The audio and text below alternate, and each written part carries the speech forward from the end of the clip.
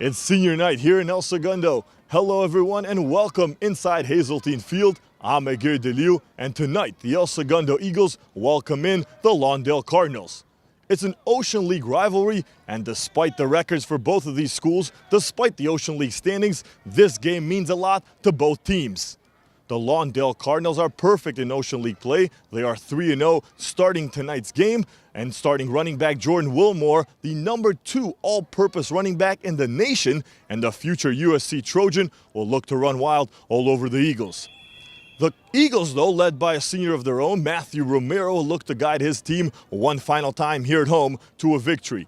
A win against the Cardinals, Coach Shevlin said, would kind of wrap this season up and give it some meaning. Should be a great game. For more on tonight's matchup, let's go to our sideline reporter, Emily Griegli. Thanks, Egidio. You did just mention the Lawndale superstar running back Jordan Wilmer. I just spoke to Travis Clark, head coach of Lawndale, and he said that he is not going to be playing Jordan this evening. He felt it necessary for him to rest his left ligament ankle. It's not season ending, but just felt the need that he needed the rest. Now, when I spoke to Coach Shevlin about this new approach, he said, there's not going to be anything that's going to change. We're going to continue to go out there, have fun, be relaxed, and enjoy this evening. It's special being that it is senior night. So goal tonight is to keep the ball wide and focus on speed. Egidio? Thanks, Emily. It's going to be a great game. It's the Cardinals and the Eagles next on El Segundo TV.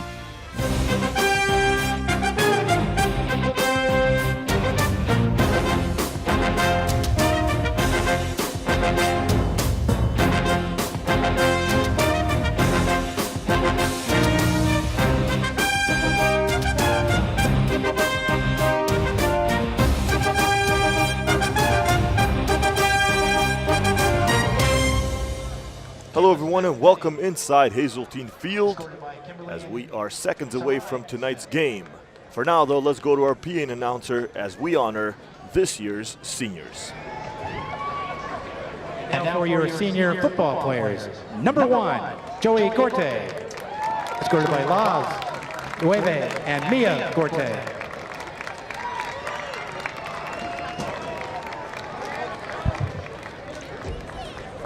#7, Corey Craig, escorted by Brian and Laura Craig.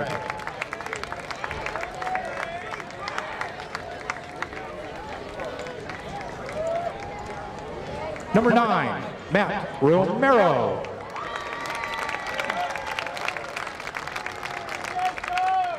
Kiane Enrique and Isabel, Emma Romero and family.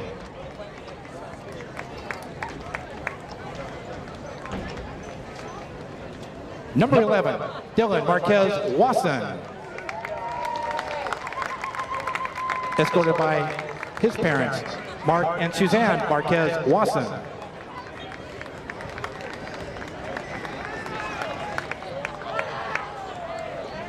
#12, Nathan Kale,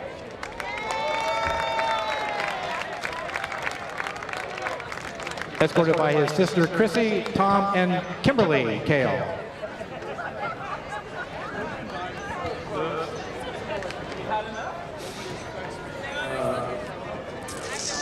#14, Daniel Zavala, escorted by Omar Zavala.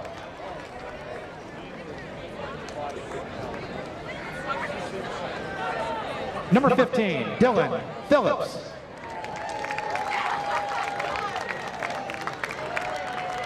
his family, Heather, Chris, Dawson, and grandmother Janet.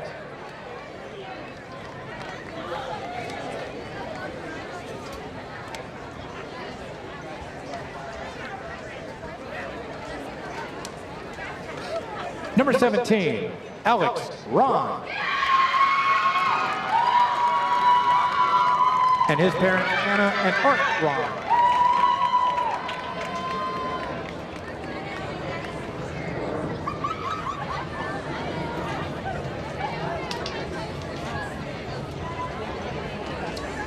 #20, Elijah Dunn Jr.,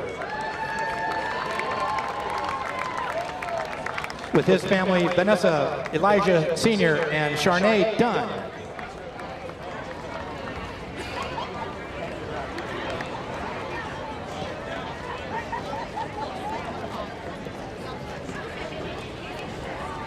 Number 35, Marcellus Henry.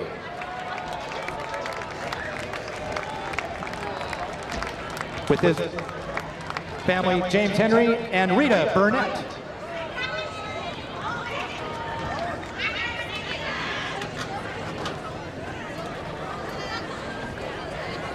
Number 42, James Emerald.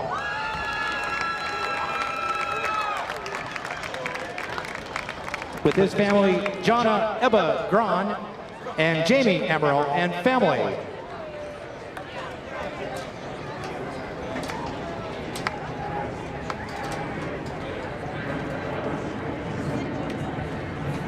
Number 50, Bailey Greenberg.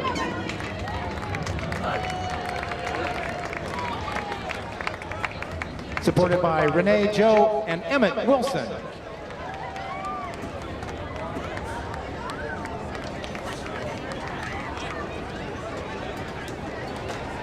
Number 54, David Van Horn.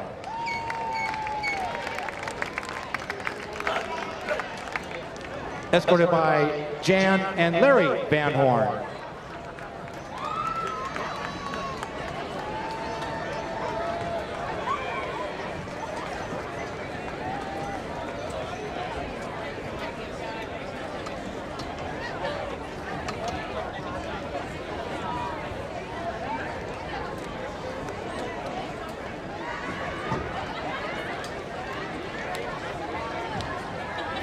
Number 55, Gunnar Rogers.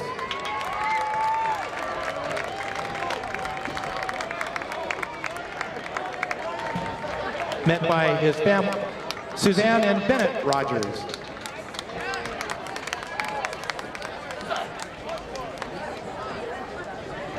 Number 57, Rhett Putman.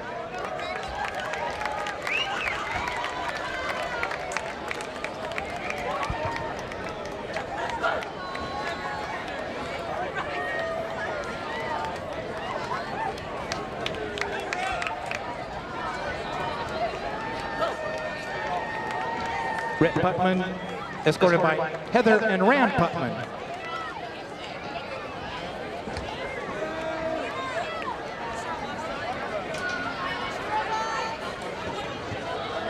Number 58, Connor Michael.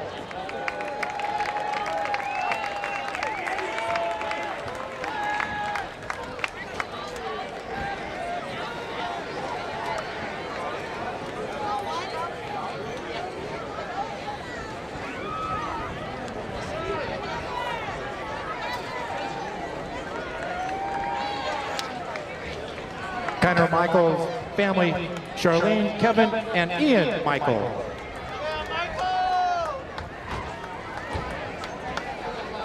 Number 63, Ben Rosas.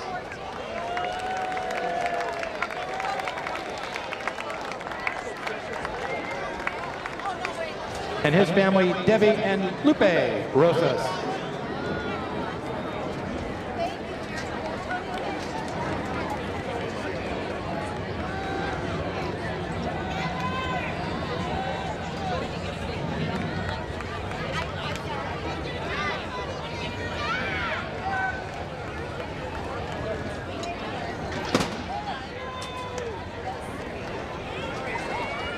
Number 71, Kate Langlois.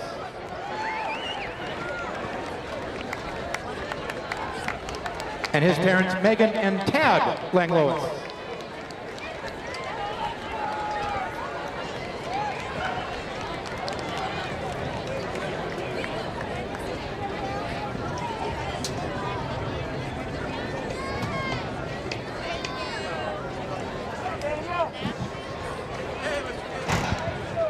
Number 81, Devin Chapman.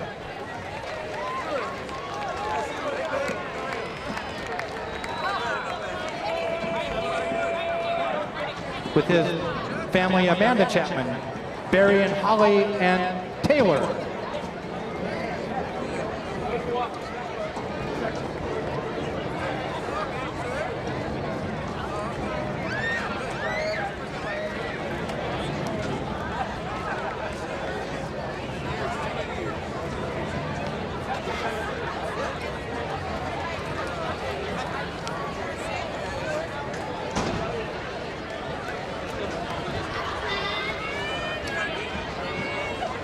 Let's hear it for our seniors, class of 2019. Thank you for your dedication and your 4 years here at El Segundo High School playing Eagle football.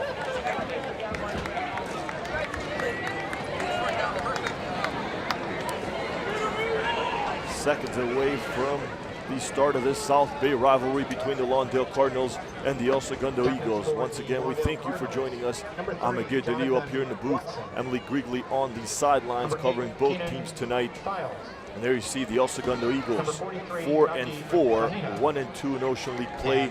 They will take on the 6-2 Lawndale Cardinals, and the Cardinals are perfect in Ocean League play, 3-0 coming into tonight's game.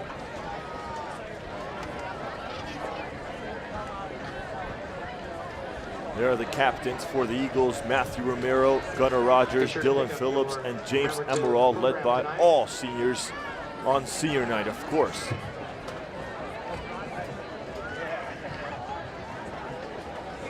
The Lawndale Cardinals win the coin toss and they decline. The El Segundo Eagles will get the ball first. A lot of teams in this area this week bouncing back from a crazy week in high school football. Of course, here in Southern California, we don't have too much rain, too much weather problems, weather issues. But we did last week. A lot of thunderstorms and lightning and rain caused a lot of games to either be rescheduled or stopped halfway through. That was the case in the game that the El Segundo Eagles played. They lost to Culver City, and after 2 quarters, it was 28-0. They called that game.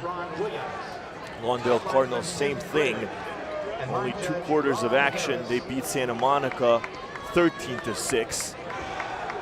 Both games were stopped early because of the rain. And it happened with a lot of games throughout the South Bay and the LA region.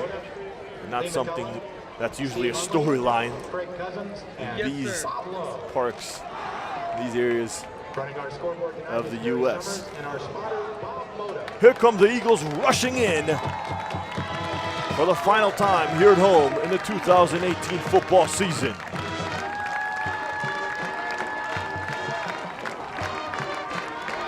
As always, Marcellus Henry leading the charge for El Segundo. The award-winning band and a packed house here at El Segundo. Beautiful Friday night, beautiful evening for football. Coach Steve Shevlin getting his troops ready. 25 years as the man in charge here of El Segundo. Get this team ready one more time at home this season.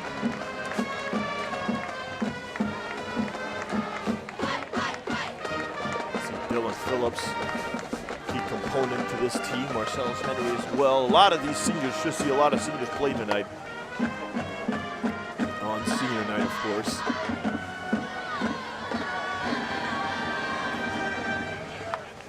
And the topic of conversation all year long has been, this is a young team, the El Segundo Eagles. Not a lot of experience, probably the better way to put it, but they've done well for themselves. They're at 500, a big game here tonight against the Lawndale Cardinals.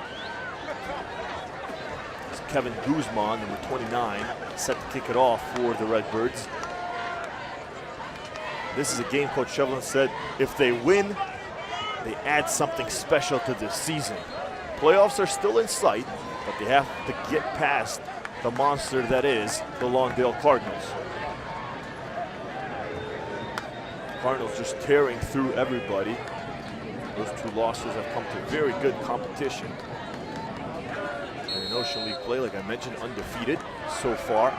The Eagles looking to change that here tonight with Joey Gorte back to receive. Kickoff is a little bit short as James Freilich on the return. Looks like he brought it just almost at the 30.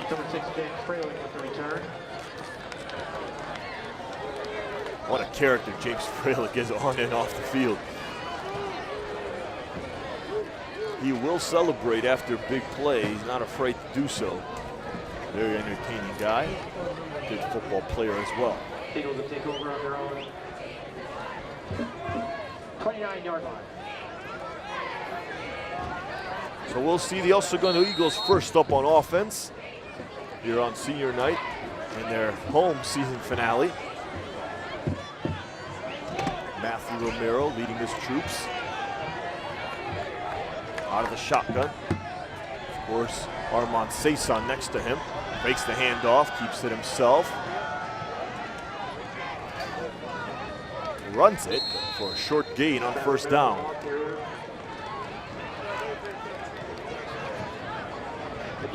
Romero's 95 for 148, 1,074 yards on the season with 14 touchdowns, 8 interceptions. Also has done a good job rushing, 6 rushing touchdowns on the season for number 9. 6'2", 195, dual sport athlete, plays baseball as well. Still undecided what he wants to pursue after he graduates here in El Segundo, whether it'll be baseball or football. Plays center field baseball. Pass, his first pass attempt. It's caught. His receiver Scott Melton with the grab.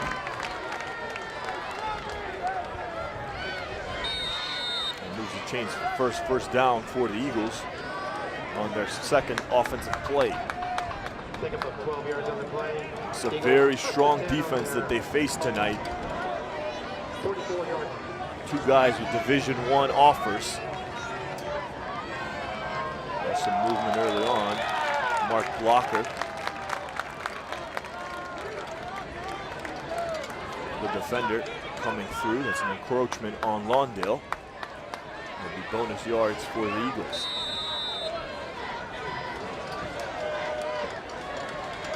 First and 5 coming up for Matthew Romero.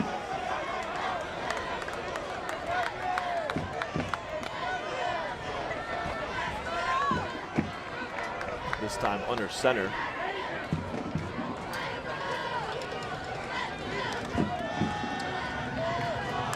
the pass right through the hands of Dilla Phillips. It's going to be an incomplete pass. Bring up 2nd and 5 for El Segundo. Mentioned a strong defense ahead of the Eagles here tonight. That defensive line led by Naki Fahina, number 43, leads the team in tackles, has 52 on the season. Some big boys up front. Everybody over 200 pounds on the Lawndale defensive line.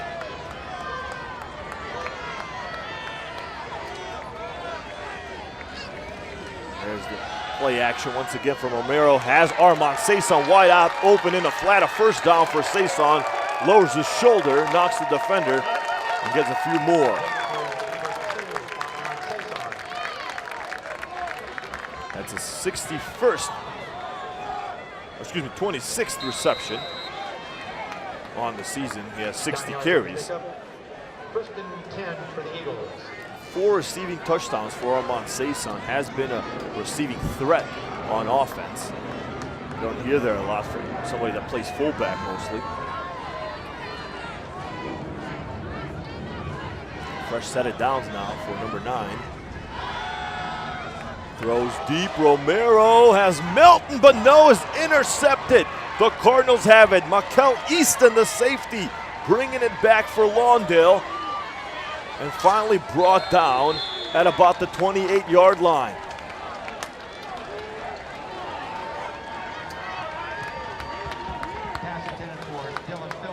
This is perhaps the toughest defense that the El Segundo Eagles will face or have faced all season long. And right there in a drive that was going so well, Matthew Romero perhaps underthrew the receiver, Scott Melton, as you see him talking to Coach Shevlin there. And Mikel Easton made him pay the junior 6'2", 178.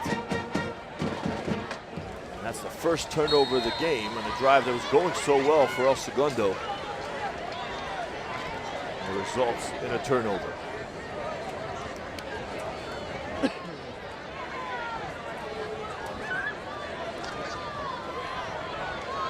Now we will see very impressive Lawndale offense. Shifting in formation. Four receivers set at the top of the screen, a man in motion. And there's quarterback Jalen Daniels.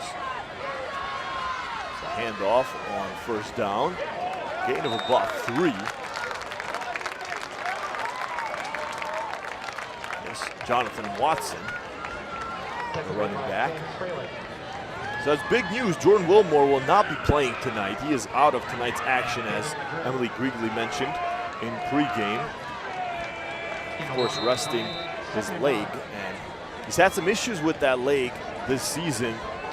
In a game against Culver City that Fox Sports covered, it was a big talk around town. He went out in the second quarter, did come back, actually scored later on in the game, but he has had some leg issues, and of course already committed to USC. Daniels will look to throw, almost got tipped on the throw, does complete the big pass to his receiver Stan Livingston. Huge first down for the Lawndale Cardinals.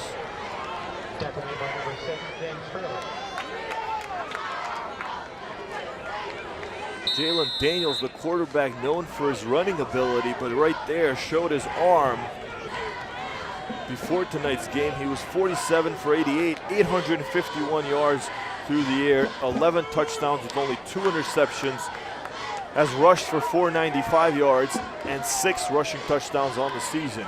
He's a junior, 6 foot, 190 pounds, and has been perhaps overshadowed a little bit by his running back, Jordan Wilmore.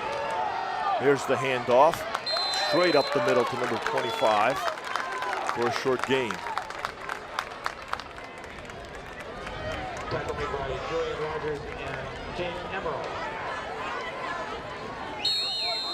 Looks like 25 will be our mystery man tonight. We do not have him on the roster.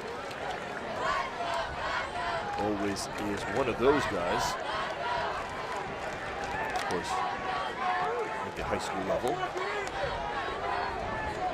Keep an eye on the big fullback, Naki Fahina. I mentioned him as a defensive lineman, also plays fullback. There's Daniels on play action, throws deep, has 2 receivers, and goes through the hands of Livingston. It's an incomplete pass. James Freilich on the coverage.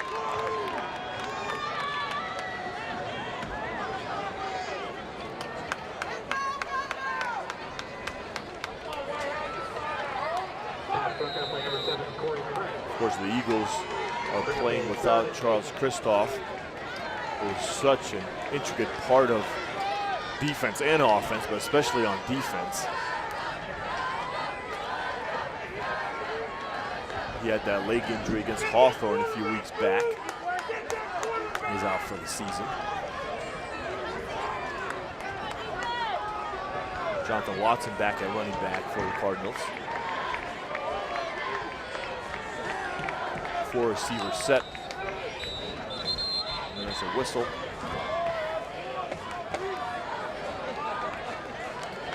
Timeout taken by the Cardinals. First timeout of the first half. Charge to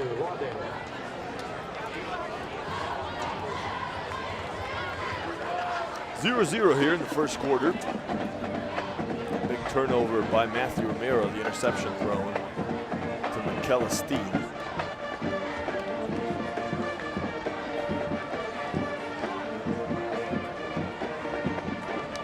The Segundo Eagles, of course, coming off that loss to Culver City. Like I mentioned, the rain was a big part of that game, and Coach Shevlin told me we just couldn't stop Culver City before the weather became part of the storyline, and then once the rain came, it was just one of those games that got away completely, and then they called it, obviously, at halftime.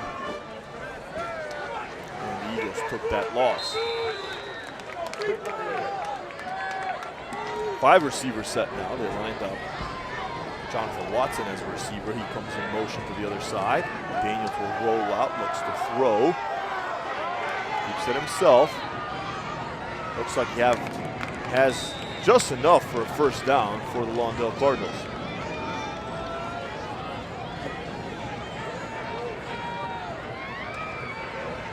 Such a good quarterback. Very intricate, can throw like we've seen so far early on in this game, has a big arm, can also run very well, and is a very humble guy. Much like Matthew Romero. Very similar, these quarterbacks are. Romero, of course, 1 year older, but their style of play is very similar, especially last year when Romero was a junior. He relied on his legs more than his arm. Here's Daniels relying on his arm. Is it intercepted? Yes, it is.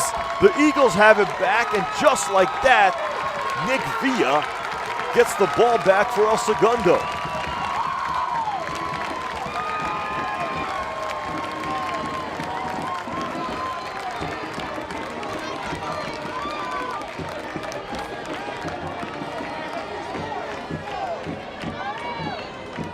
Nick Villa is leading the team with 2 interceptions, now has 3 on the season, and also the 3rd interception thrown by Jalen Daniels this year. Just like that, it's still anybody's ball game as Romero will throw on first down. Scott Melton cannot hang on.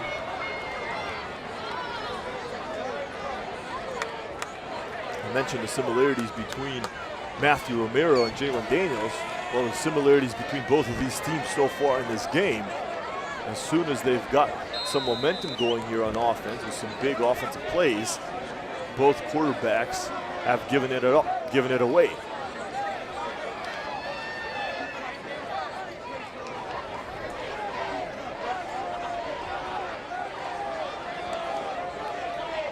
There's Armand Saison on the carry. He gets swallowed up immediately by Tuli Tugipolupugu.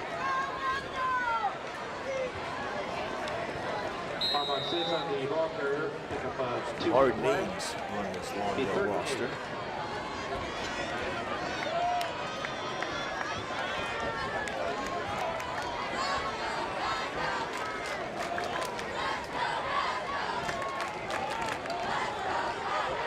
Mentioned the defensive line for Lawndale being over 200 pounds, every single member. The offensive line for El Segundo also over 200 pounds. And it's one of the strongest parts of this team. That's what Coach Shevlin believes. Quick 3 and out for the Eagles. Matthew Romero will be back to punt.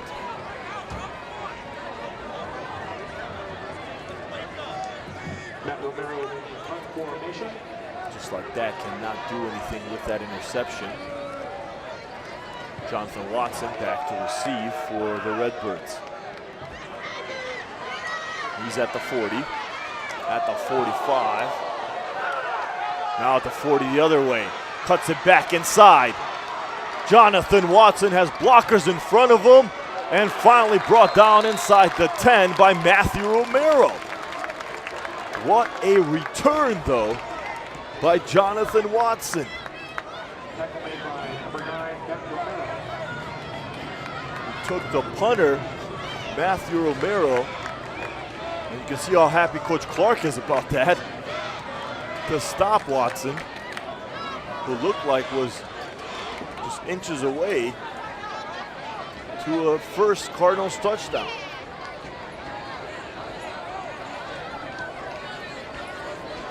This is really good field position, though, for this Lawndale offense, and a tough task for the El Segundo defense to stop. Looks like the ball is placed at the 8-yard line. First and goal for Daniels and company.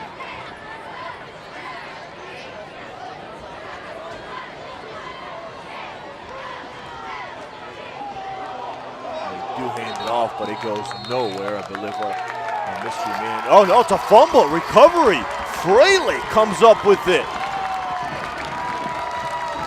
It was a rush. Number 25 for the Cardinals rushed it in, but he must have been stripped.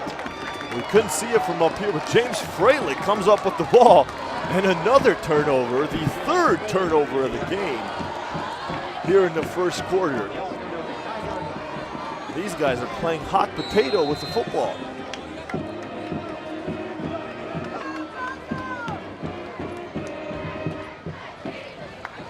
So much for that good field positioning. And that big run back from Jonathan Watson. And the first play, it's a turnover. Now the Eagles get the opportunity. Here's Romero, throws. Off the hands of Dylan Phillips this time. A lot of drop passes by the receivers tonight for El Segundo.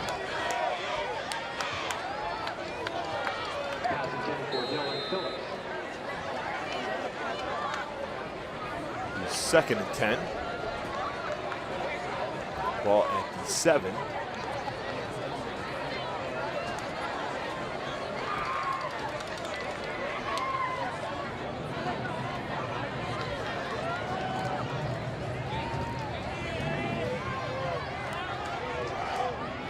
There's Romero.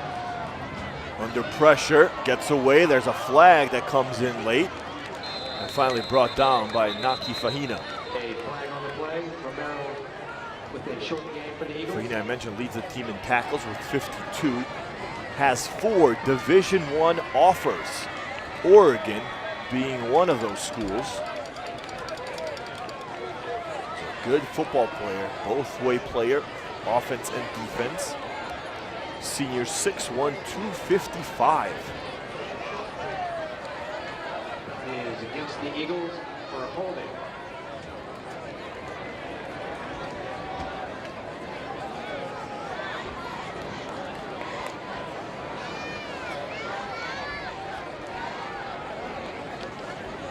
I like those gold cleats James Pearson is wearing tonight. Looks like they match the Eagles font there perfectly. There you get another good look at him.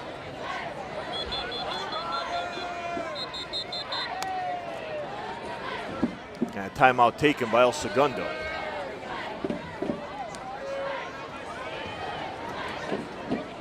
timeout has been charged to the Eagles. Their first timeout of the first half. I know how much this game means to Matthew Romero and all these seniors, Gunnar Rogers as well.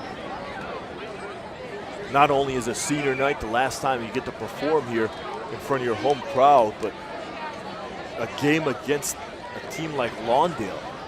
They're undefeated in Ocean League play coming into tonight. They're a team that everyone is talking about, a team that has so many Division I recruits. Jordan Wilmore, of course, already committed to USC, all these storylines, and to come in here and beat them would really mean a lot to these seniors and this team in general. Regardless of what happens in the future, regardless of what happens next week against Santa Monica, and then if they do get in the playoffs, this game is pretty much the season. Here's Romero. Ball spotted at the 4 now. Romero looks to run himself.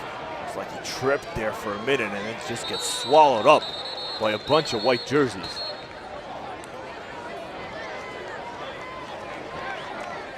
One of them being Mark Blocker, defensive end. Jersey number 15, 6'4", 220. No gain on the play. No gain on the play will bring up 3rd and long for El Segundo. Coach Travis Clark has transformed this Lawndale team completely. He's 33 now, and 14 on the season.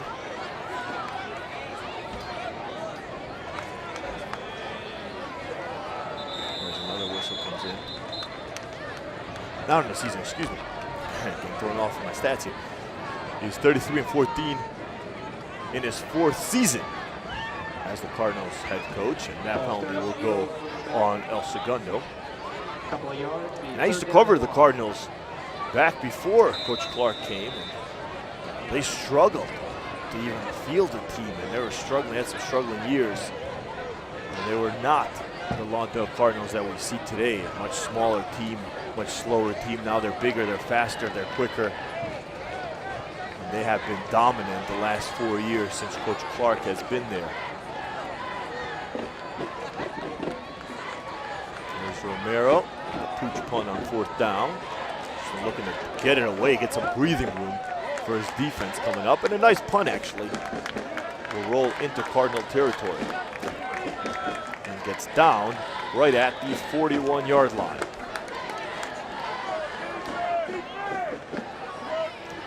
If you notice right there, the flags for the refs tonight, and also their wristbands and a few other accessories are pink. Of course, October is Breast Cancer Awareness Month.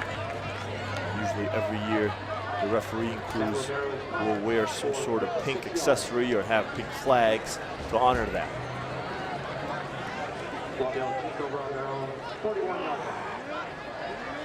I also noticed a lot of pink in the crowd tonight, especially on the El Segundo student section.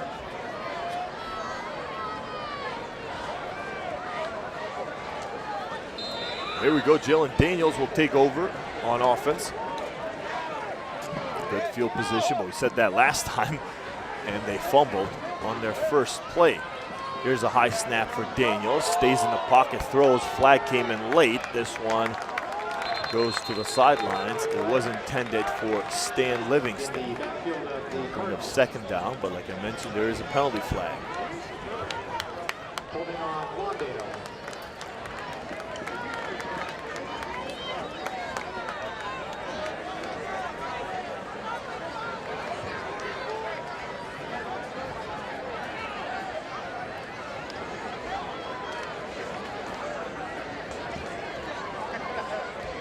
Shot at Coach Shevlin and Matthew Romero having a conversation.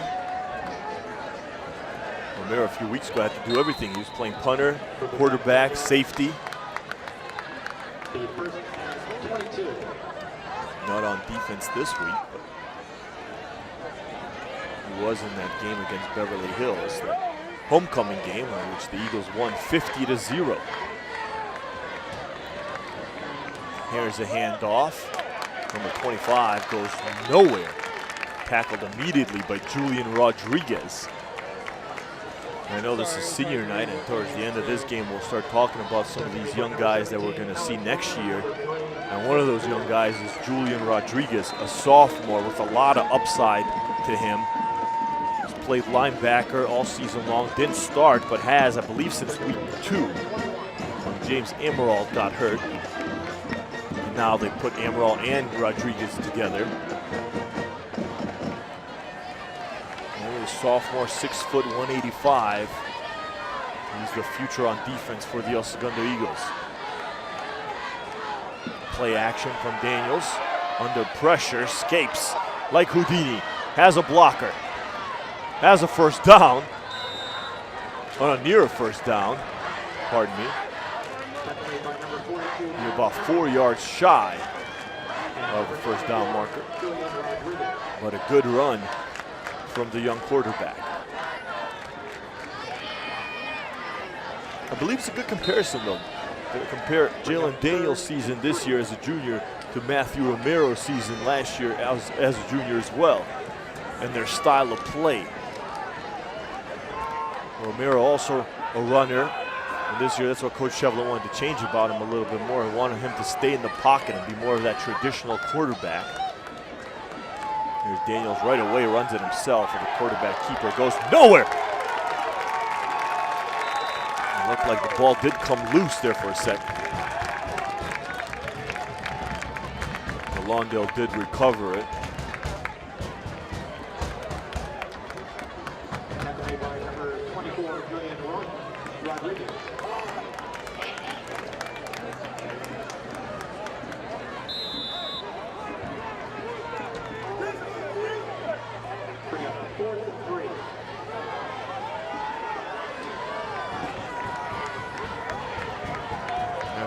Wilmore graduates and puts on that USC uniform, this will be Jalen Daniels' team next year. A lot of seniors are also graduating with Wilmore. Here's a handout to the big fullback. He goes nowhere. Naki Fahina just stuffed by the Eagles. Leading the charge, Julian Rodriguez. Alex Ron, and a few other guys in there. Luis Bayas, also number 26. A big stop by this El Segundo defense.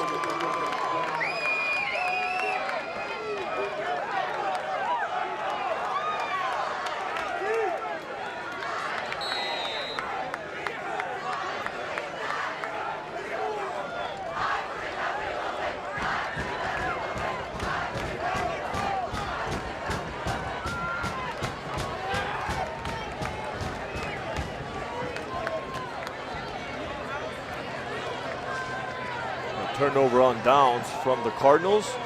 Romero on play action on first down, dumps it off to Armand Saison. He lowers his shoulder.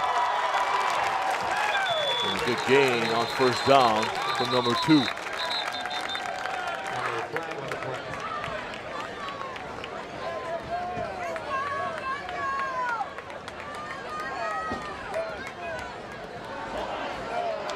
Looks like a penalty there on the Eagles there. Didn't see that flag. That wasn't the call. It wasn't a hold. It wasn't a hold. I'll bring this one back. Yes, again. Armand Saison, a junior, he'll be back next year.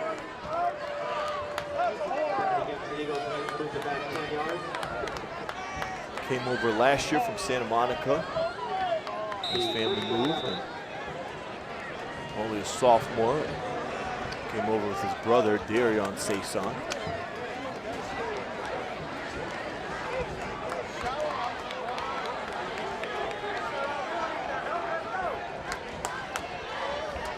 Still 0-0 here. Romero, in 1st and 11, hands it off to Saison and runs straight up and goes nowhere. Tackled instantly by Mark Blocker and Tuli Puipulotu. I think I did a better job that second time pronouncing that.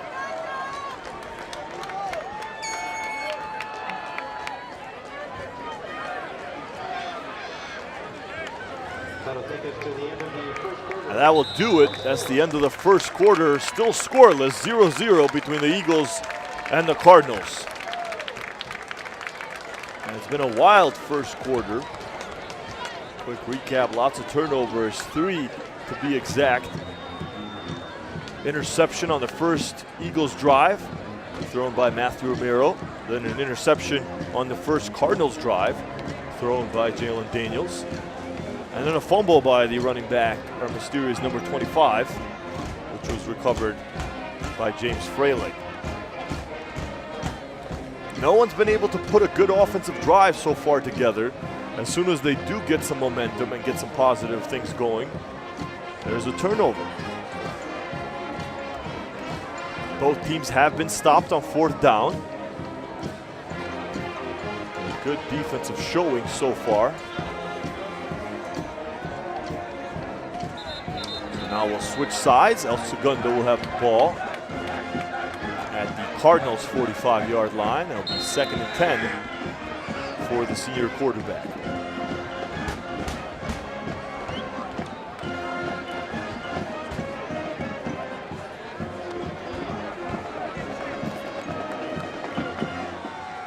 Eagles have a 2nd and 10 on the Lawndale 45-yard line.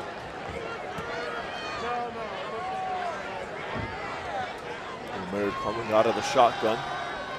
Pressure right in his face, dumps it off to Armand Saison, and he is tackled immediately by Fajita. Pass complete to number 2, Armand Saison. A 5-yard loss, bring up 3rd and 15. Have a throwback look to the Cardinals here tonight. The silver helmet with the red L, and then the white and red jerseys. They had those a few years back when I used to cover them.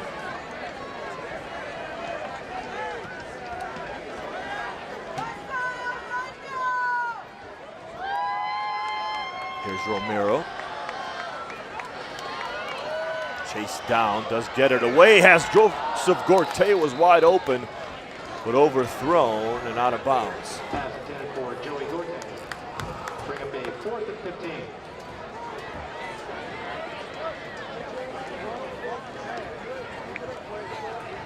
Gorte haven't said his name here so far. He was a big part of this offense early on in the season. Has quieted down a little bit here. 260 yards on the ground, 2 touchdowns for Gorte on the season. Here's Romero with another punt, a beauty. This one will bounce in the end zone, and it'll be a touchback. Lawndale take over on their own 20-yard line. 11 minutes to go here in the second quarter. Still scoreless. Who will strike first? We mentioned how important this game is to both schools, both teams. Nobody wants to make that crucial mistake, although there have been some mistakes made so far.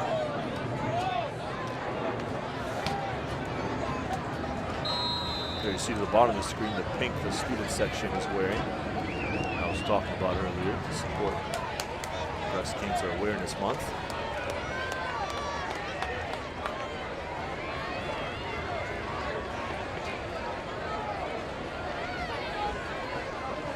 Daniels, see if he can crack the code on this El Segundo defense. His first pass is caught by Livingston. He gets tackled instantly by Julian Rodriguez.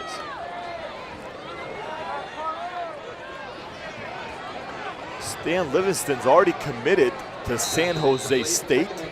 Play defense though, as a safety. But he's a pretty good receiver as well. 7 receptions before tonight's game, 118 yards, 4 touchdowns. That was his 9th reception. He's going to be at San Jose State next year, donning that yellow and blue.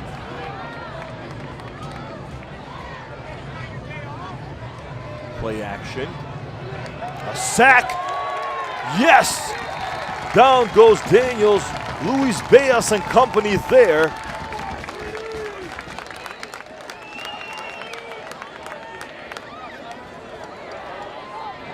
So far, this Eagles defense has been playing terrific. Dan Heck, see him on the bottom of your screen, shouting down instructions, done a terrific job as a defensive coordinator for years.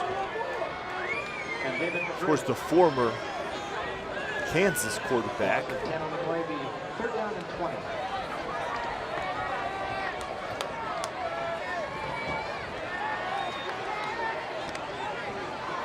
He knows what it takes to play at the next level.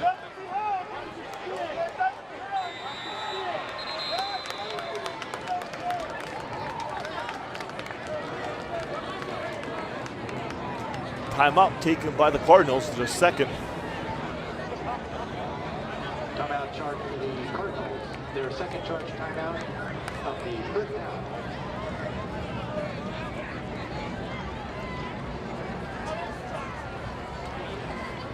There's Den Heck giving some instructions to his defense.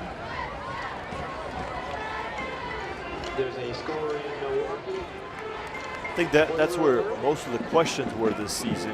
The offense obviously had Matthew Romero coming back, Armand Saison. Of course, there were some questions. Joey Gorte came back. There were some questions on who's going to catch the ball from Romero, but a lot of guys stepped up. But it was the defense that was unproven, a lot of young guys. And I think the defense has played very, very well this season. Nick Villa has done a terrific job. He's a junior. He also is the backup quarterback, so we'll see moving forward next year where his specialties lie. Will it be on defense? Will it be on offense? Will it be playing both positions? There are a lot of young guys on this defense, a lot of questions, and especially tonight have played terrific. That pass goes out of bounds. It'll be 4th and very long for the Cardinals. Pass ball is incomplete. There is a hanky on the floor.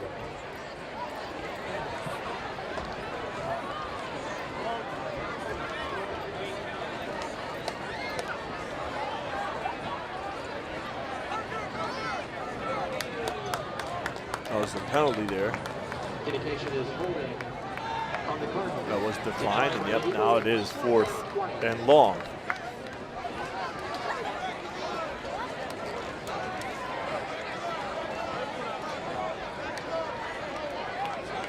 That was ahead of the refs there for a minute. Just had to wait on until they made the official announcement. Number 6, James Fralick, deep to receive for the Eagles.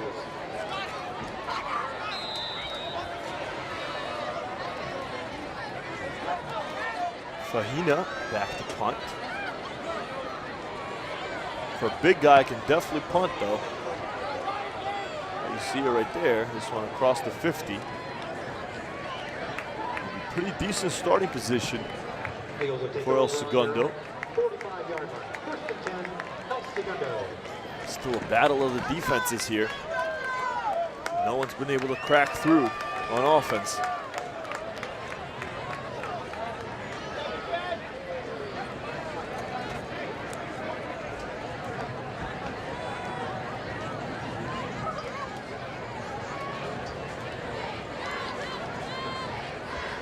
You mentioned the rain last week caused a lot of games to be called early or shift. Some games were moved and picked up. Say they were stopped in the second quarter. They were continued on Monday in the second quarter. So that was an interesting scenario for some of those schools that had to do that. Here's the trickery play by the Eagles. Goes deep. Did Matthew Romero. That was a flea flicker. Scott Melton, the intended receiver. It was overthrown. In a game like this, you kind of have to break those plays out. Try something different. Try to catch this defense off guard.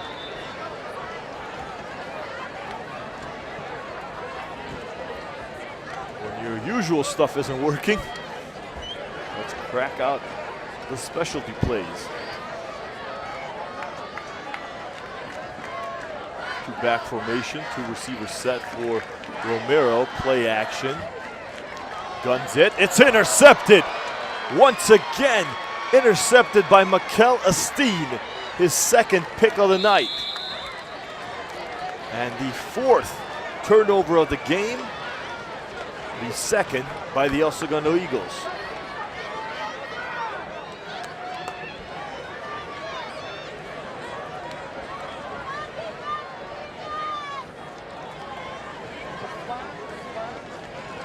Mikel Esteen with 2 interceptions tonight.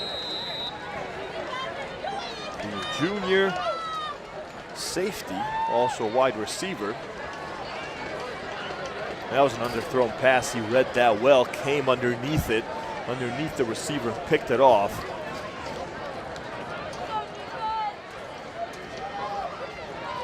And it's like a game of, on defense especially, anything you can do, I can do better.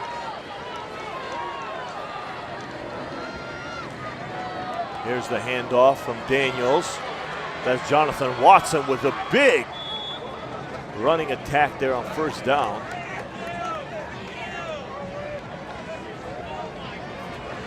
Nick Pio on the stop.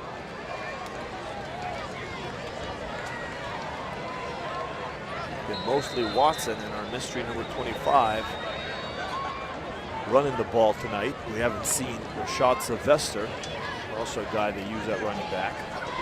Of course, their main guy at running back, Jordan Wilmore, if you're just joining us, sat out tonight's game. Coach Clark's decision due to a leg injury, just wants to rest it up. Get ready for next week. Bad snap. Daniels runs into his own player and then gets swarmed up by a whole lot of blue jerseys. Bayas, one of those blue jerseys, leading the charge.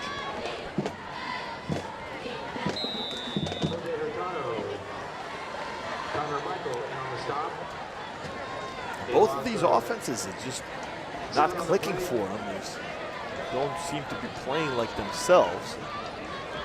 Perhaps last week's craziness may be affected. There's another high snap. Daniels does get it off. There's a whistle, though. It's going to bring this one back. Down by contact by number 16, Kyle Myers.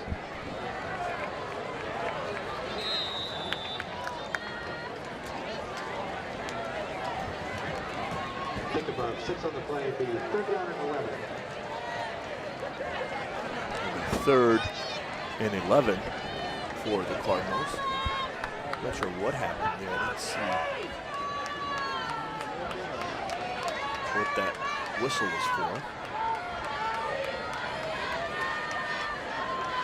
There's a good snap. Daniels again under pressure, spins out, looks to throw, does in the end zone. Is it? Yes, touchdown, Cardinals. Mikel Esteen doing it all. It was his interception that got the Cardinals the ball back, and he has the first touchdown of the ball game.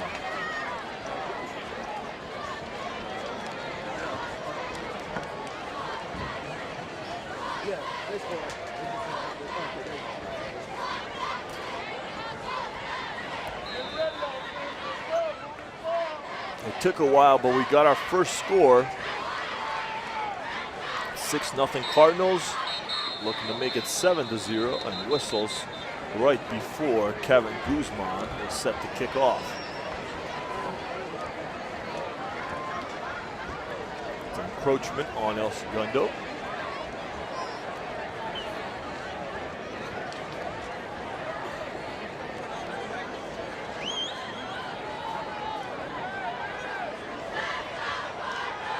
So it will make this PAT attempt a little bit easier for Guzman.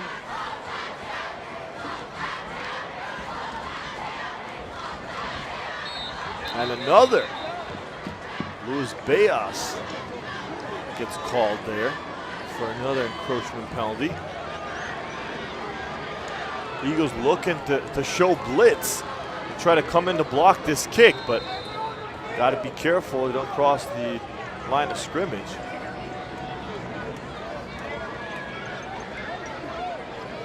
.746 remaining here in the second quarter. 6-0 your score. We just got our first touchdown of the game. Here come the Cardinals lining back up. Looks like they're going to go for two now. Being this close, why not?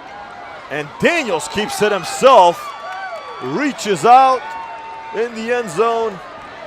No signal by the refs. There's a flag, though, that comes in. The Cardinals are celebrating.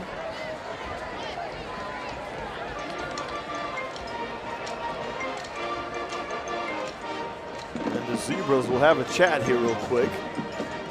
What exactly went down? Looked like he did get in, though. Don't want to say until the refs give us the official signal.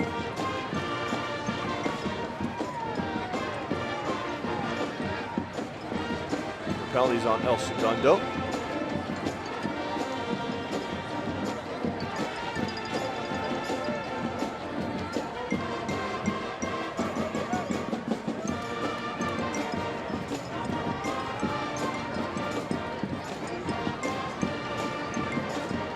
Right now, two-point conversion was good, it looked like.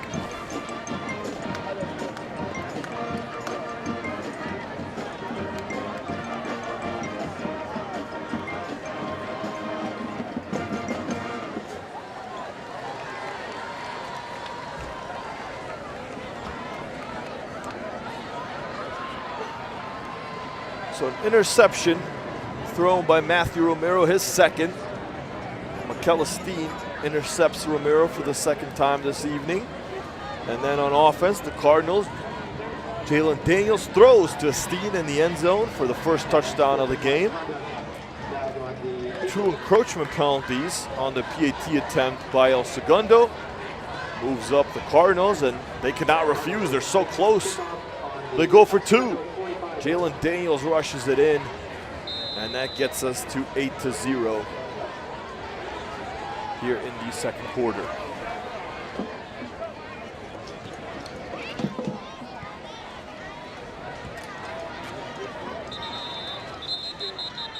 Kickoff all the way back in the end zone.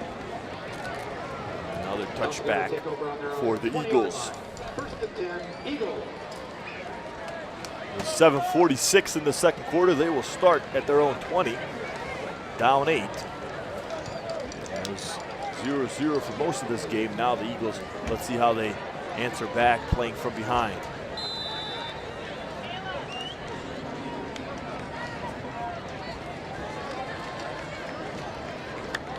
Coach Evans told me we haven't stepped up in big game situations. Now this one, the biggest game of the year for El Segundo. Will they step up here? Flags of all colors coming in. The penalty on El Segundo. False start penalty on the Eagles. Just not how you want to start a drive, especially after giving up a touchdown.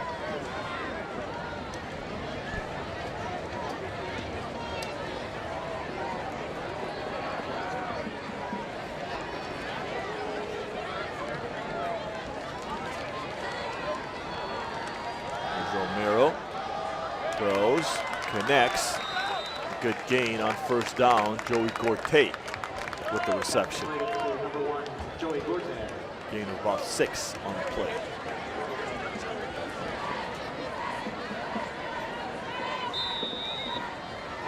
Think about 10 on the play, be 2nd and 5.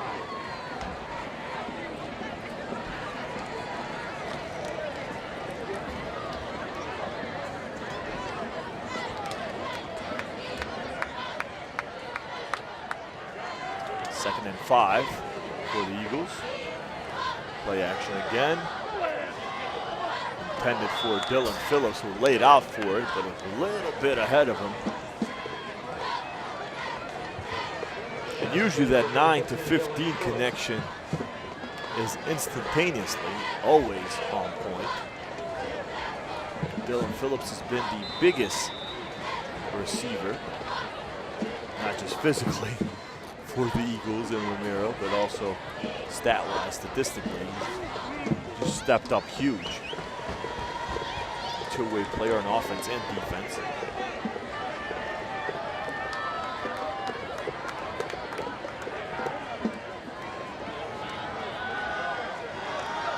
There's Armand Saison bulldozing through. He is amped up, and there he's telling you, El Segundo first down. Armand Saison, the ball carrier.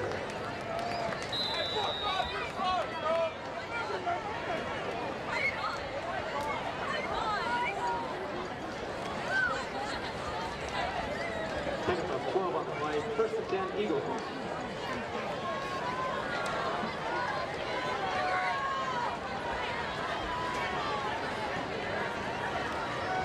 Here's Romero. Keeps it himself. Goes down, just shy of another Eagles first down.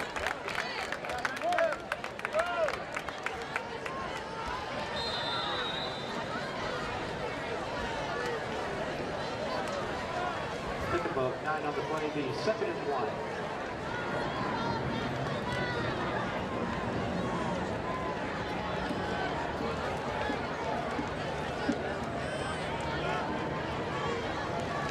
Here's a handoff, Armand Saison. Of course, a first down.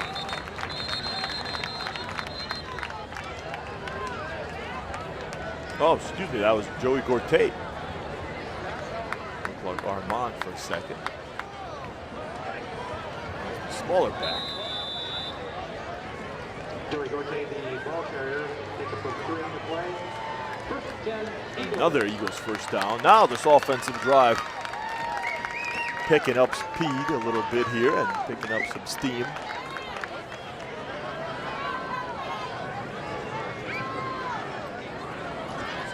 Play action, Romero dumps it off from the flat, has Armand Saison, and he goes down, tackled by Markel Esteve.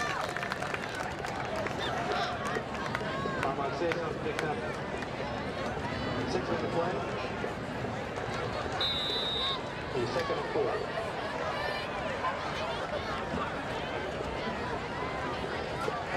It's been an up and down season for the Eagles. They have blowout games like they did last week against Beverly Hills. Or excuse me, 2 weeks ago against Beverly Hills, 50-0, and then they go and give up 28 points in 2 quarters to Culver City.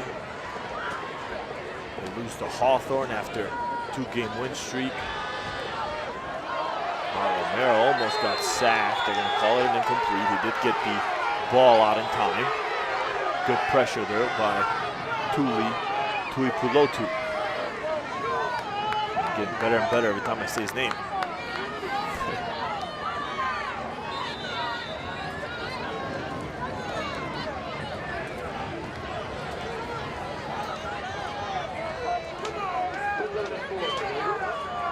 Let's call that incomplete. On the third and fourth for El Segundo coming up here.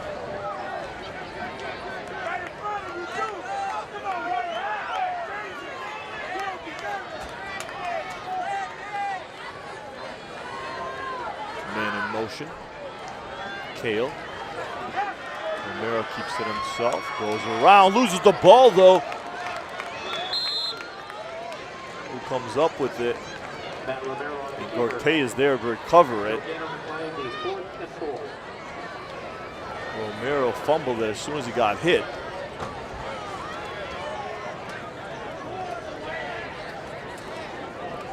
Fourth and 4, no gain on that play.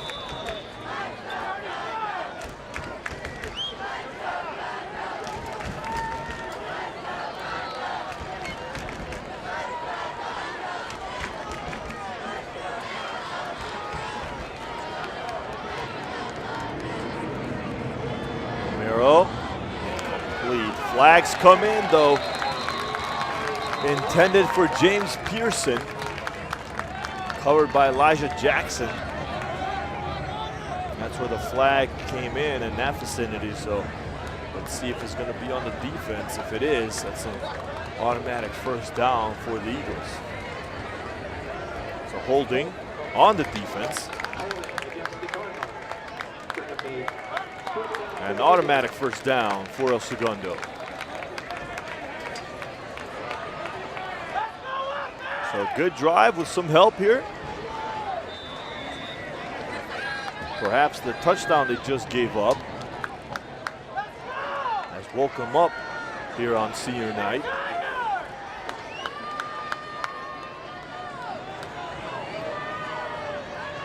Here's Romero, pressured right away, sacked. Instantaneously, number 18 came in there. What a sack by the big guy.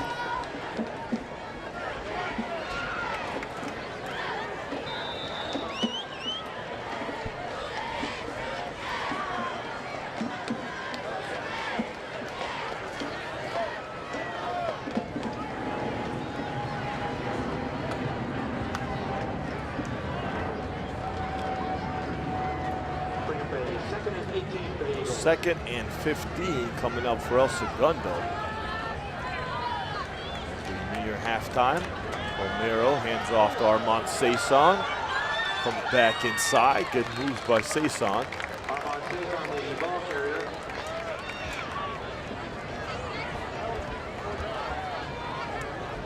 Taken for 6 on the play, the 3rd and 13.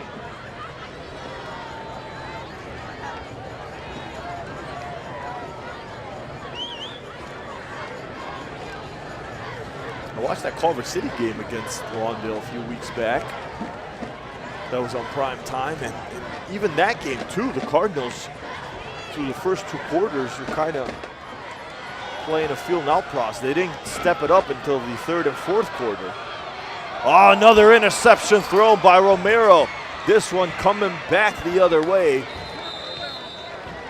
And it's not Osteen this time, it's Josh Barbarin, number 9, with the interception. And that has been the theme of the evening. As soon as the Eagles get some momentum on offense, there's some sort of turnover that gives it right back to the defense.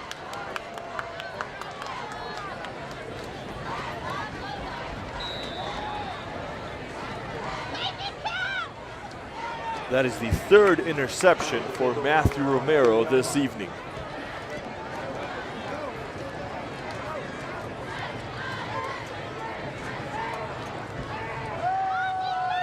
There's Daniels on first down. Pass caught for a gain of a few. Jeff Treppinger. Tackle was made by number 16, Kyle Myers. Gain of 4 on the play. Now they're calling offsides on the offense. First and 15. Scratch all that. It's actually going to be a loss of yards for the Redbirds. First and 15 from their own 25-yard line.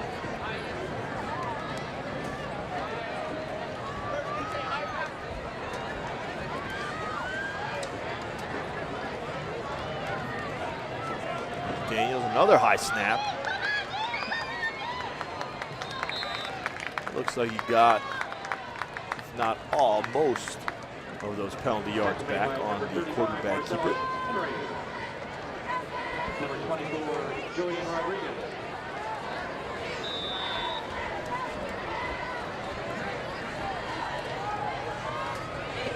And this game has been the opposite, I think, of what everyone expected. We thought it was going to be an offensive shootout, and it's been a defensive standout.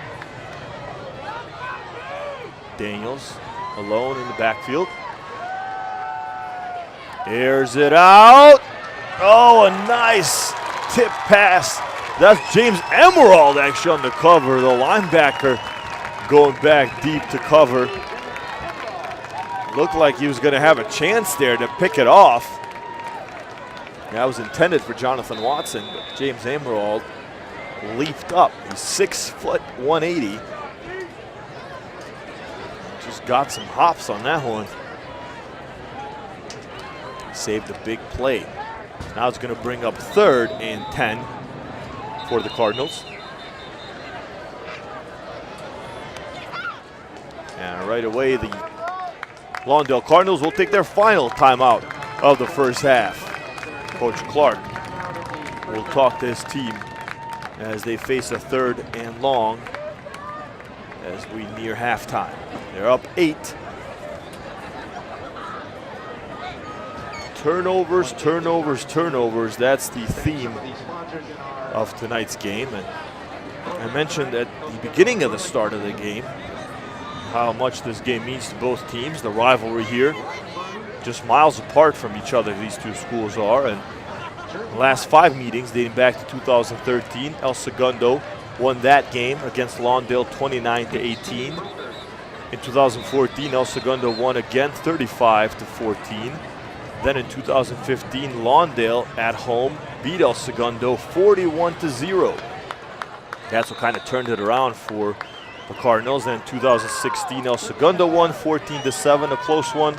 And last year, the Cardinals got that loss back, winning 49-14 in Lawndale.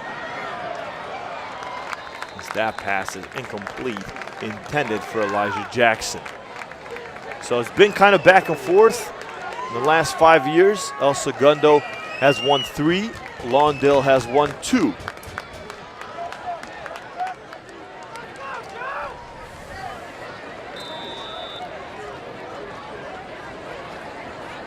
And it's been fun, though, to watch this rivalry unfold. I've been a part of all these games.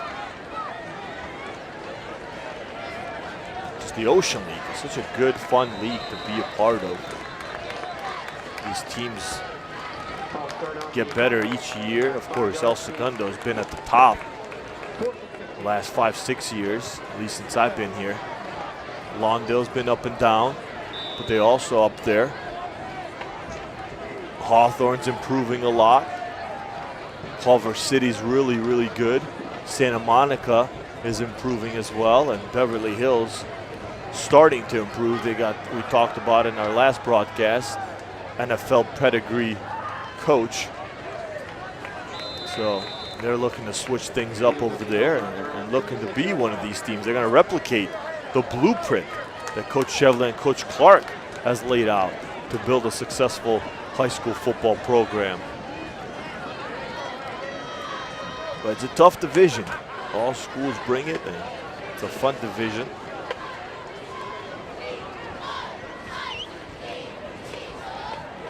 It's giving us some classic games.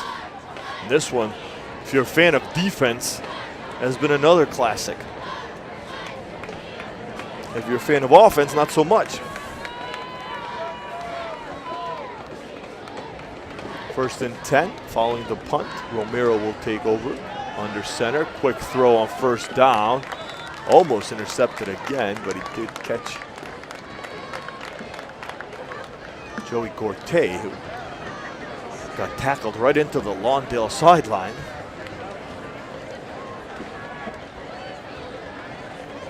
Six-yard pass play to Jordan Gorte. The second and 4. Second and 4 coming up for the Eagles.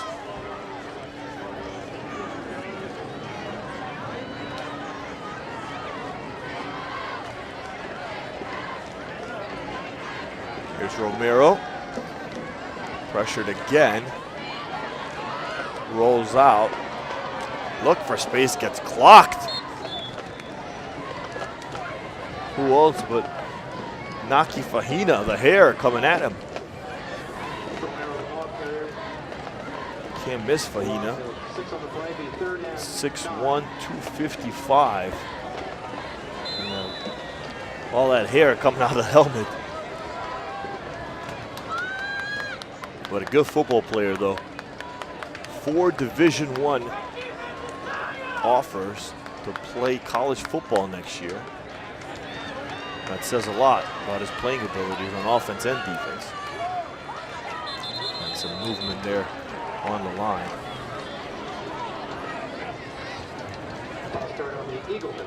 Ben Villa. Third down and long.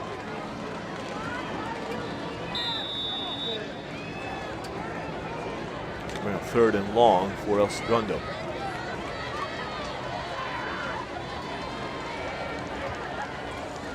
Here's Romero. Pressured quickly, looking to get it off right away to Nathan Cale, but it's incomplete.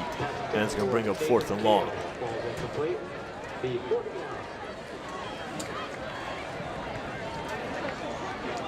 Keenan Files with the good coverage.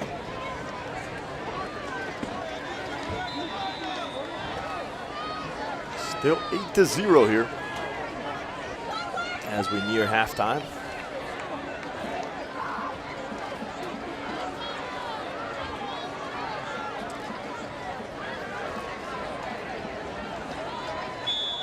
El Segundo will take a timeout. Coach Shevlin requests his first timeout before the 4th and long punt.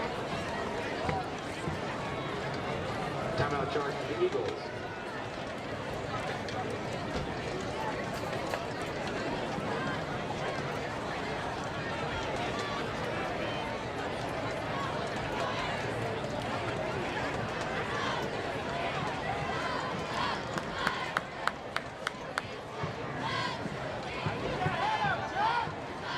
Perhaps the Cardinals' staggering offense is because of Jordan Wilmore not being there in the lineup. Just to put in perspective how good he is the number 2 all-purpose running back in the nation. Not just California, not just the South Bay, but in the nation. He's that good of a running back. And has been for years, and committed to USC in the summer. Playing football there. So he's a game changer, that's for sure. He's going to do some good things there as a Trojan next year.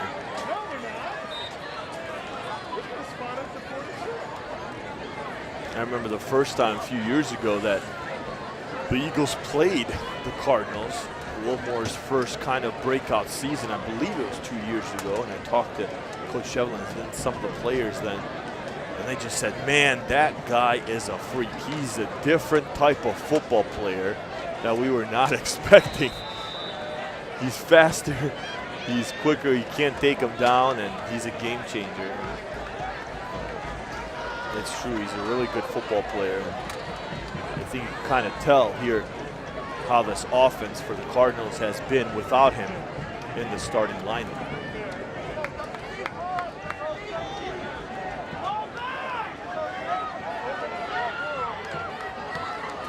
Daniels, drop back, Airs it out deep. And it's incomplete, out of bounds. Intended for McKellar-Steele, who's having a terrific game on offense and defense. 2 interceptions and a receiving touchdown. Well, that's gonna do it. That's gonna bring us to halftime. Your score, Lawndale Cardinals 8, El Segundo 0. Let's go down to the field with Emily Griegley. She has Coach Shevlin for a quick interview. Coach, defense has been holding up pretty well, giving up 1 touchdown against the Cardinals. What's the key to containing them so far? Well, you know, they got a couple kids out. Jordan Wilmore's out, and one of their linemen's out today. So, I think our kids have had a great week of practice, like we talked about earlier. And we just tell them to play the game. It's high school kids against high school kids. I think our kids being senior night is super important that they play well. And they've given us some opportunities. They've had some turnovers, so we've taken some shots. And it's been a good first half. What's the offense have to do to keep them going? They're pretty good on the D-line. They're really getting a lot of pressure on Matt. I think if we can establish a run game, that'll help us out. We've hit some passes, but we got to catch the ball better. Okay, thanks, Coach. Egidio? Thanks, Emily. Yeah, Coach Shevlin's right. A lot of drop passes by the receivers. They got to help out Matthew Romero here in the 3rd and 4th quarter to have a chance. But they're only down 8-0. Enjoy as we honor once again these seniors. And we'll be right back with 3rd quarter action in just a few minutes. Her dream college is San Diego State University. Amy is escorted by her parents, Mr. and Mrs. Leana. Ashton Medheen has been in choir 2 years. Her favorite movie is Lilo and Stitch. Her dream college is San Jose State University. Ashton is a finance director for college choir this year. Ashton is escorted by her parents, Mr. and Mrs. Medhin, and her sisters, Dunn and Sam. Iden. Claire Mahone has been in choir 1 year. Her favorite movie is Monsters, Inc. Her dream college is Monsters University. Claire is escorted by her best friend, Meredith. Danielle Medina has been in choir 3 years. Her favorite movie is Good Will Hunting. Her dream college is the University of Oregon. Danielle is an office manager for the choir this year. Danielle is escorted by her father, Mr. Medina.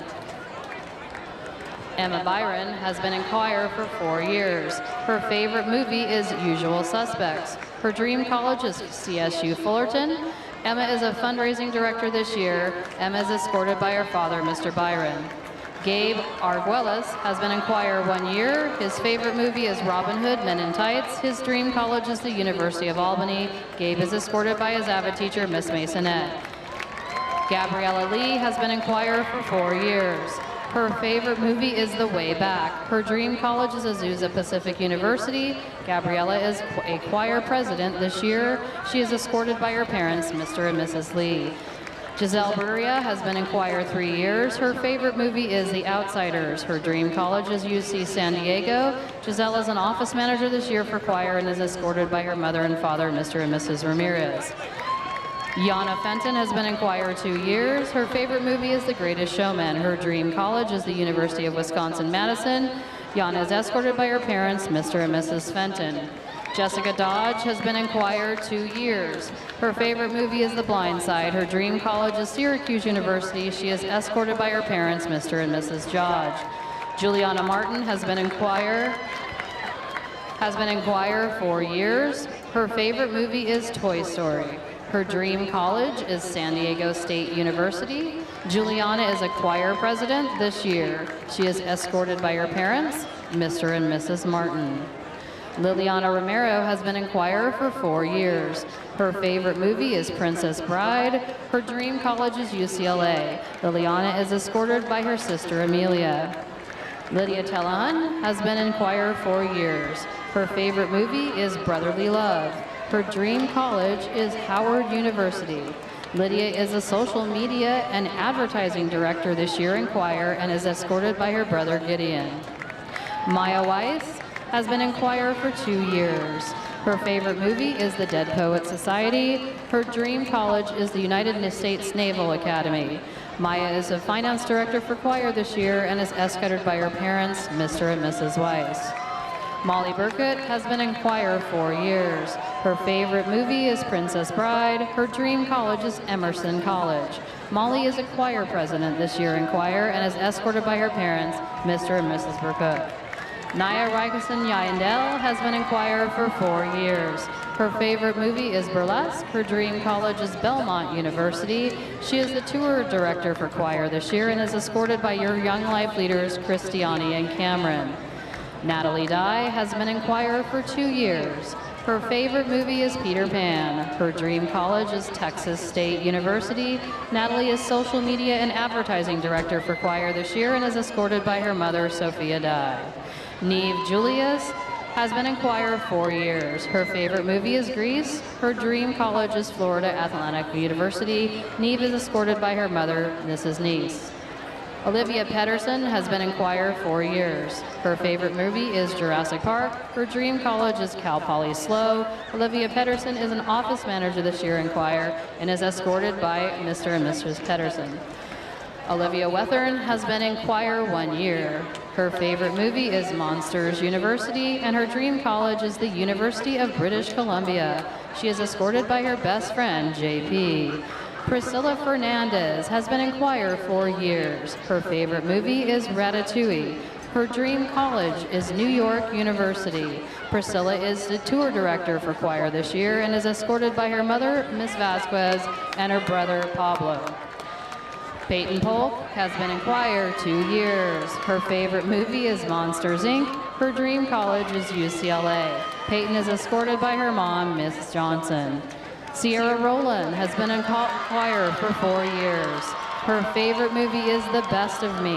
Her dream college is San Jose State University. Sierra is a fundraising director this year in choir. She is escorted by Mr. Rollin, Dr. Miller, and her aunt, Noemi. Sam Chayet has been in choir for 3 years. His favorite movie is Nell Breen's Pass Through. He is looking forward to attending a great university next year. Sam is escorted by his sister Hannah. Dylan Phillips, represented by his family, has been in choir for 1 year. His favorite movie is Remember the Titans. His dream college is San Jose State University. His parents, Mr. and Mrs. Phillips, his brother Dawson, his grandmother, Miss Phillips, are here for him as he is in the locker room with his team. Chloe Meza has been in choir all 4 years. Her favorite movie is The Last Song. Her dream college is the University of Arizona. Chloe is a social media and advertising director for choir and is escorted by Miss Summers. Gabrielle Fuentes Daly could not be with us this evening, but her dream college is Hofstra University, and Jenna Olson is also unable to attend as she is on an official college visit to Santa Clara for water polo. Thank you very much.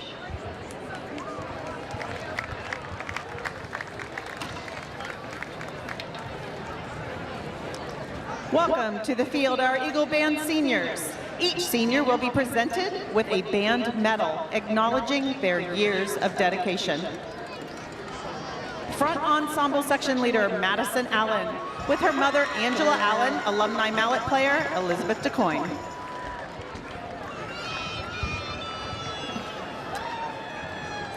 Color guard member and clarinet player America Ash, with her brothers Pat and Matt Ash.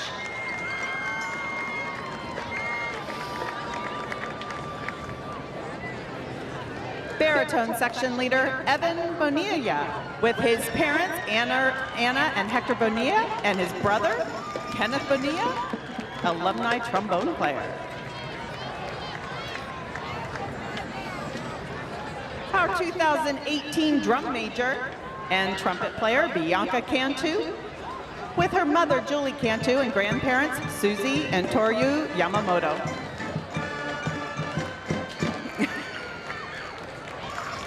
Woodwind captain and alto sax player Hunter Edom, with his parent Jennifer Edom and brother Waylon.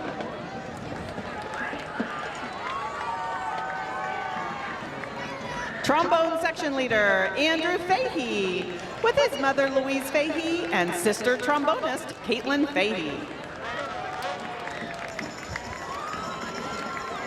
Color guard captain Meredith Faber, with parents Kristen and Mike Faber.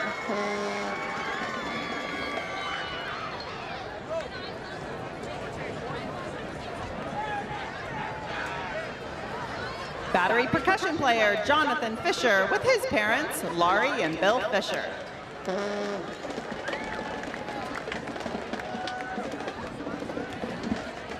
Mellophone and French horn player Ethan Harper with his parents, Susanna and Rob Harper. Trombone member Carter Judge with parents Lisa and Chuck Judge. Clarinet section leader Andrew Lee with mother Ji Young Lee, aunt Kyung A Lee, and cousin Albert Kim. Color guard member Whitney Lynn with parents Kelly and Joey Lynn.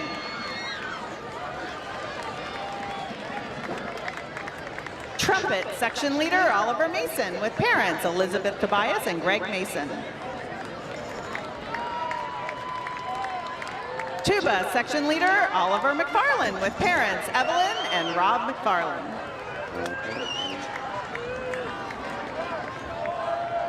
Saxophone section leader Jessa Odabashian with parents Stephen Liz Odabashian, nieces Samantha and Caitlin Andy.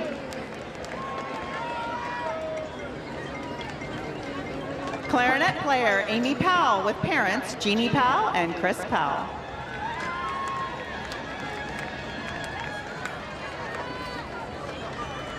Color guard captain Carly Preeb with parents Jennifer and John Preeb. Drumline section leader Harrison Robert with parents Laurie and Scott Robert. Bass drum and alto saxophone player Veda Secklin with mother Anna Sanchez and Amber, Dave, and Margot Acuna. And flute section leader Trey Sexton with parents Perry and Bill Sexton. Thank you to our El Segundo Eagle seniors.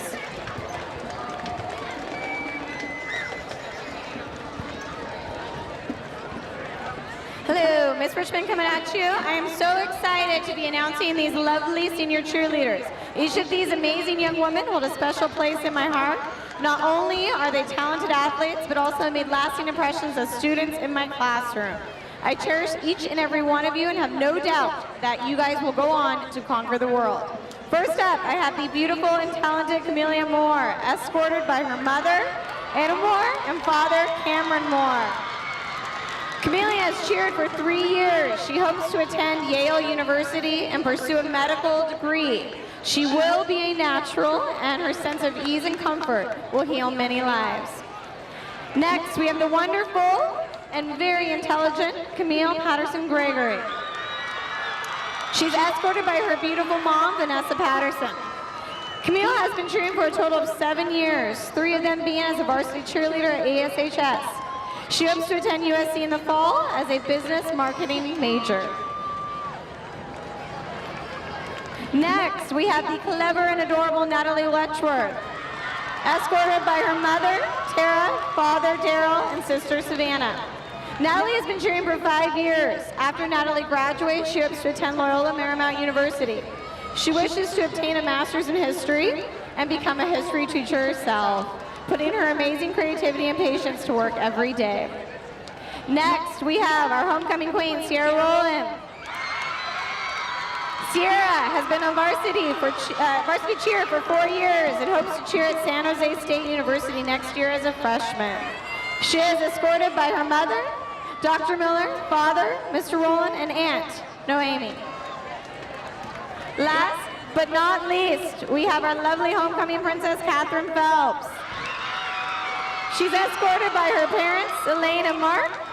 Catherine is a 4-time varsity cheerleader. She has been cheering for 12 years and has won numerous awards for accomplishments in stunting, tumbling, and crowd leadership. Catherine hopes to stay in state, pursuing a medical career, also has a natural gift for healing others, and we will be seeing her cheer in college. All right, have a good night, you guys. Let's go, Eagles!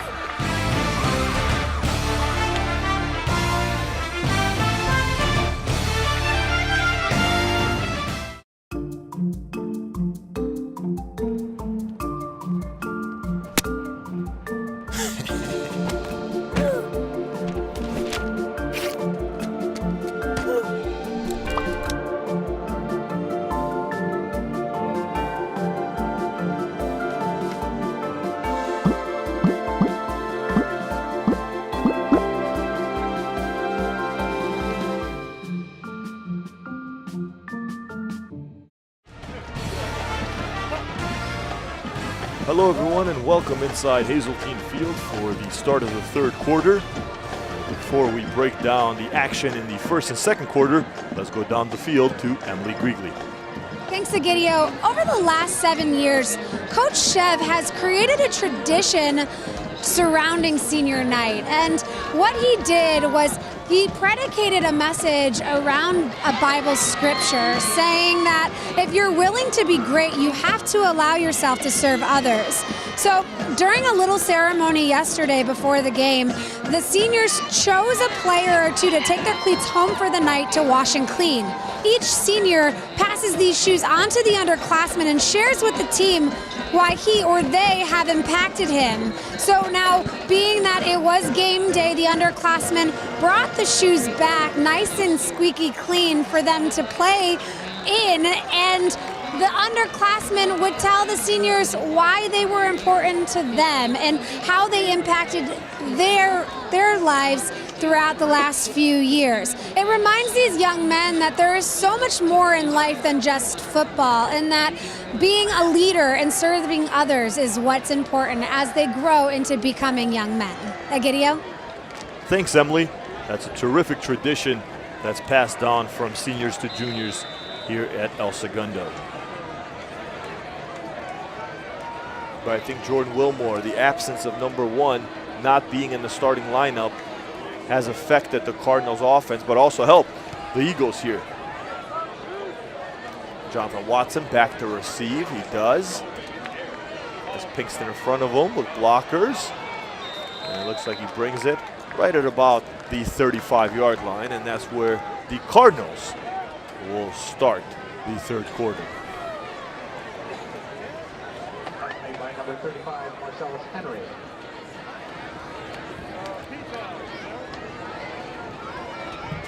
Quick recap of the first half. 3 interceptions thrown by Matthew Romero, 2 of those interceptions to Michaela Steen. Jalen Daniels also with an interception as well. Nick Villa picked him off. A fumble by Lawndale. And then the only score came from a Jalen Daniels throw to Michaela Steen for a touchdown, and then a 2-point conversion run by Jalen Daniels.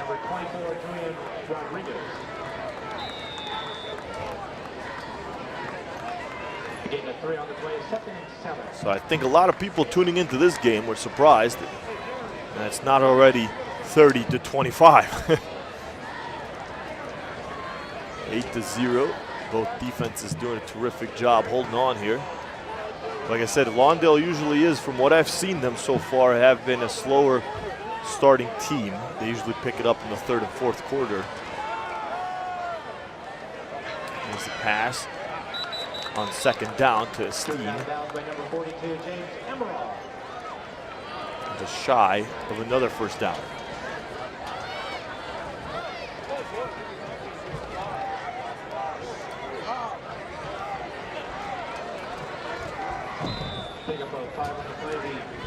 Third and 3. We'll see what kind of adjustments the Redbirds made at halftime without their star running back in the fold. Up, that snap goes off the hands of Jalen Daniels. Watson recovers and gets hit immediately by Julian Rodriguez, but a big loss on third down.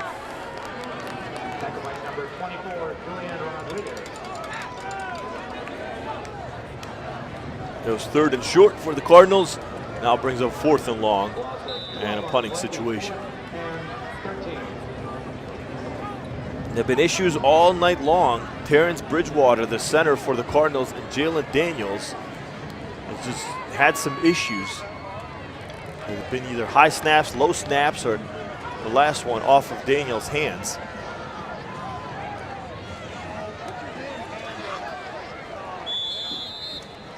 Taking that punt down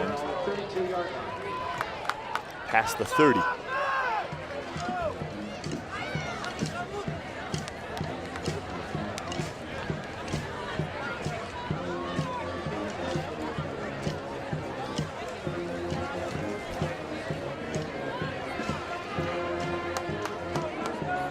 Romero on on senior night.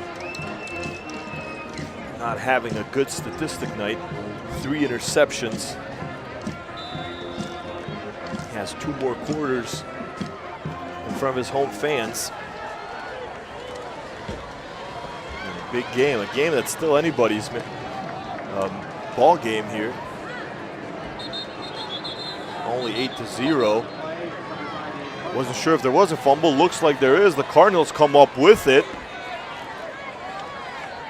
Of course, Naki Fahina with the recovery.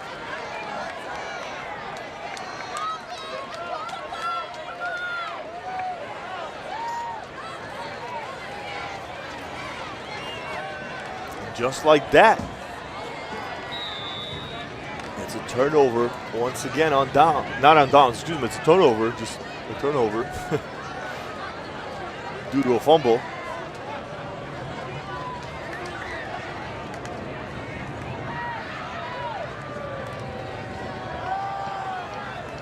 Daniels looks deep, has his man, and it's caught at the 15 or just outside the 15. McKellasteen with the grab. What a game he's having. Only a junior, he'll be back with Daniels next year. 22-yard pickup on the play. Stopped by Nick Field.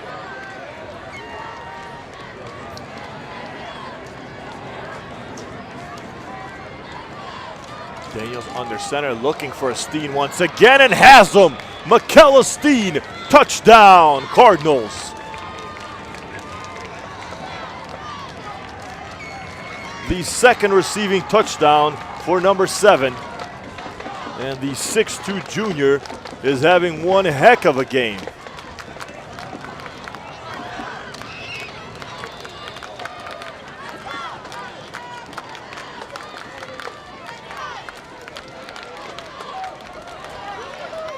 Kevin Guzman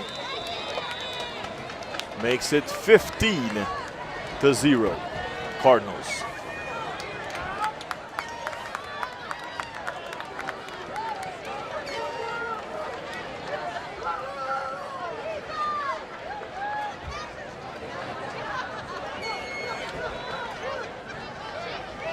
I was going to mention the height of McKellasteen before he caught that touchdown.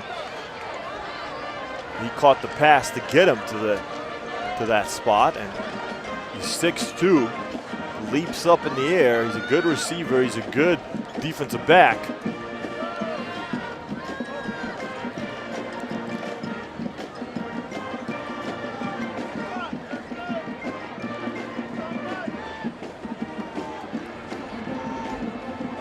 Both touchdowns for the Cardinals have come because of a turnover. The first was an interception, thanks to McKellasteen.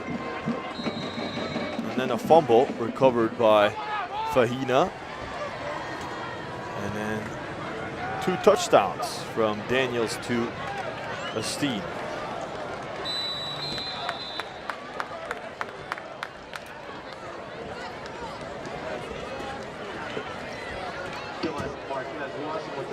Dylan Marquez-Wasson with the kick return there.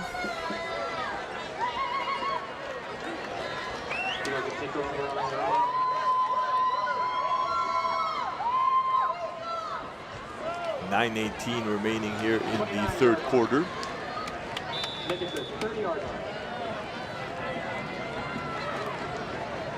see what Romero can do.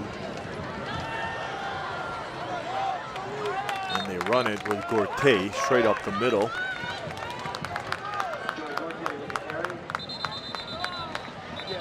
The best cure for turnovers, especially interceptions, is a good running game. The Cardinal is down. It gets up, looks to get up quickly. That's 45, Tuli Tuipulotu.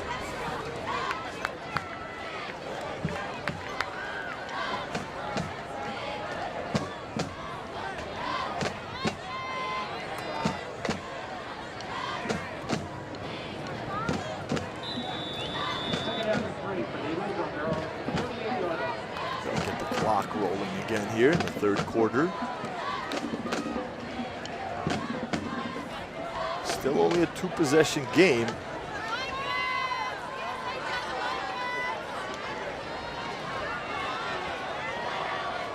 Romero throws in the flat quickly, but it's incomplete, intended for Dylan Phillips. And again, it goes to the point that Coach Shevlin made. Too many drop passes by the receivers tonight. And it's not usually something we see or we say for the El Segundo Eagles. That was the question coming into the season. Who's going to step up at receiver? What is the receiver core looking like? The top 5 receivers last year, only one of them was coming back. The 4 graduated, so who's going to step up? And that's Nathan Cale coming back. And they've really done a good job this season to help out Romero. And tonight, for some reason, the receivers are not clicking with number 9.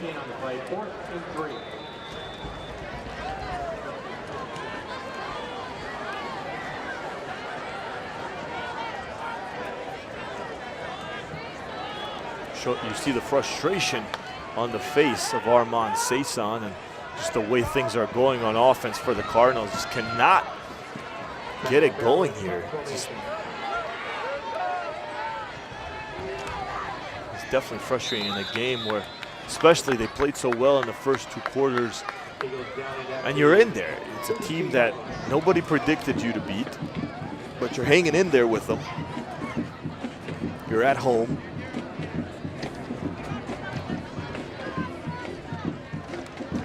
Still a lot of football, though, left to be played. All these guys, you see the disappointments on the sidelines on their faces, but still a lot of football to be played. You're only down 15, only down 2 scores. It's still doable.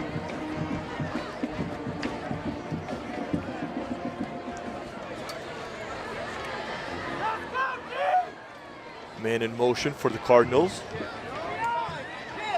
Here's Daniels. Throws deep on first down, way overthrown his intended receiver, Elijah Jackson.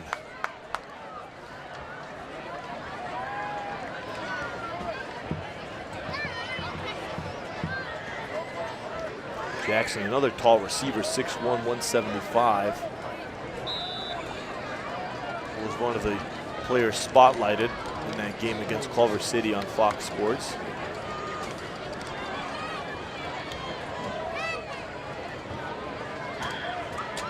Been quiet tonight. It's been the McKellisteen show. Another high snap. This is like the 3rd or 4th high snap Daniels gets to. He's going to run it himself and brings it just past the 40. But there is definitely something going on with the center and quarterback connection here tonight. Bridgewater and Daniels are just not on the same page.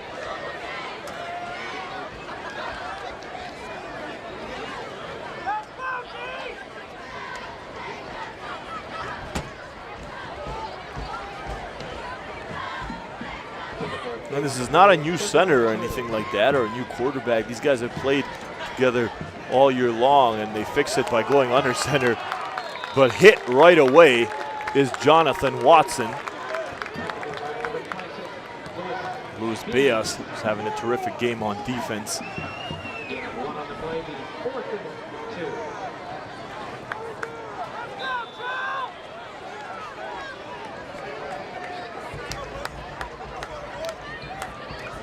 Fourth and short coming up for the Cardinals. There's a good look at Julian Rodriguez. Fahina back to punt. And gets it off. This one will roll past the 30-yard line and inside. Goes out of bounds. They mark it right about the 28-yard line.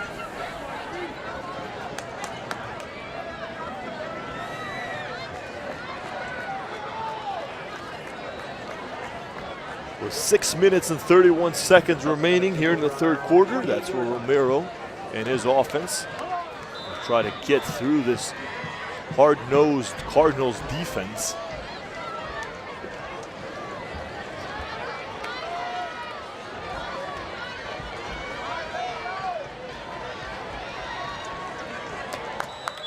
There's some movement there on the D-line. At least that's what was visible. We'll see if it's actually on Lawndale. It is on the Cardinals. Encroachment. And that's Mark Blocker that gets called.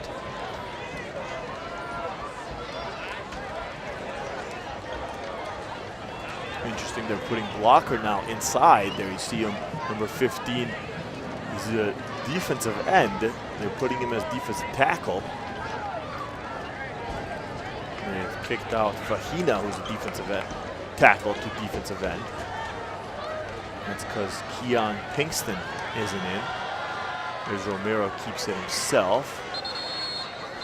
Gets attacked by the Cardinals, led by Keenan Files, the leading tackler for the Redbirds.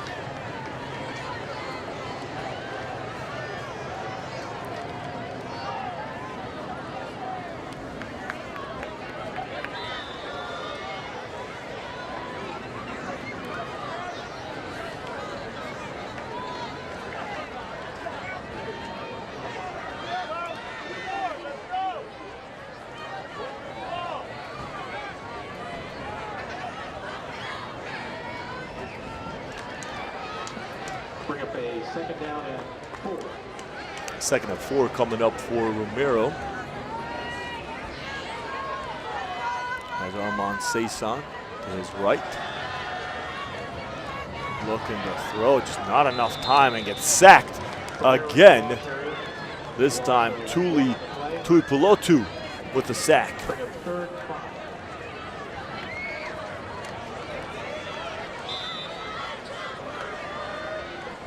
This D-line is finding the ways to get to the quarterback. They're starting to crack these codes and get past the O-line of the Eagles.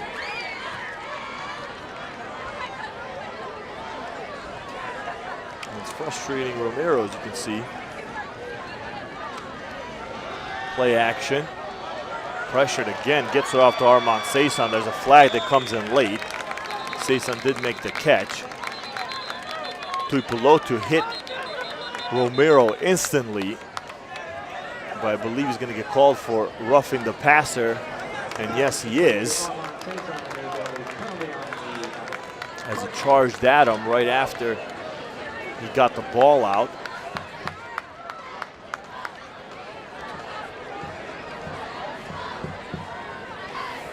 That helps the Eagles. Automatic first down for El Segundo. They'll take that. That's some positivity right there. Positive yards. Got to get him any way you can.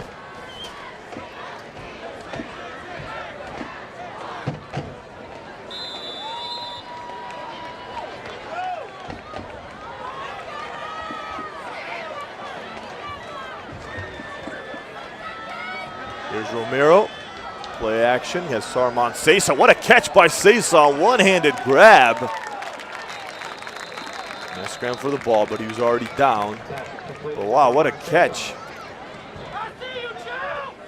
Just kind of brought it in with his left hand. He is an impressive athlete. He's not big in size. He's not going to terrify you. If you look at him, he's only 5'8", 200 pounds is listed as, but he's so agile, so quick, he's strong. He's not afraid to lower his shoulder and come at you and hit you. And he's also very athletic, as you just saw right there. He makes plays like that, one-handed catches. And he's listed as a fullback. Fullbacks are not supposed to do that. Here's the handoff, Joey Corte slicing through the middle. And another El Segundo first down.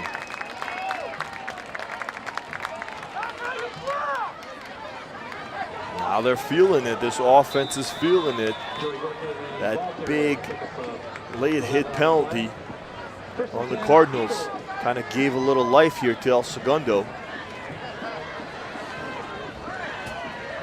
First and 10 at the Cardinals' 30-yard line.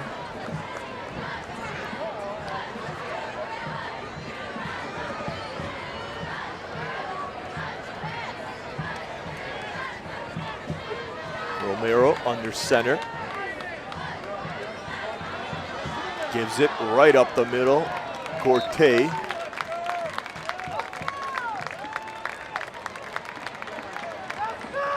Now number 1 has seen some action. Back-to-back carries for him. 6 on the play, be 2nd and 4.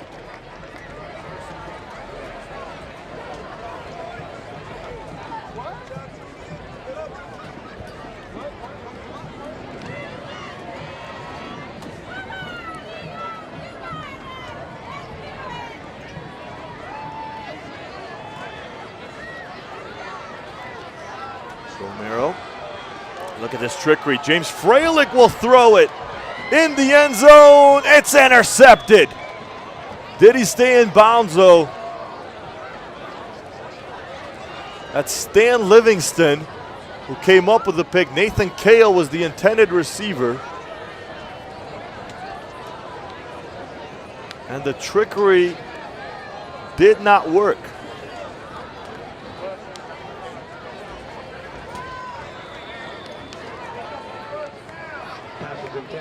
So he said he was out of bounds. It was not an interception. He did not hang on. It'll be 3rd and short for the Eagles.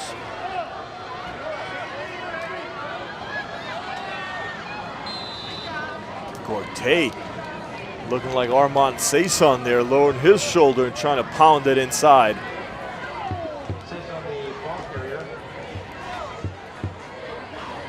Frustrated with himself.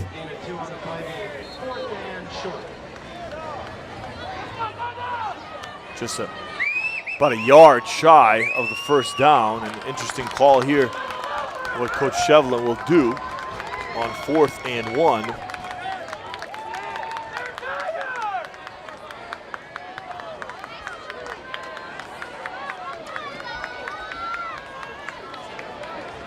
They're going to go for it. Romero keeps it himself, has a nice hole, and an El Segundo first down.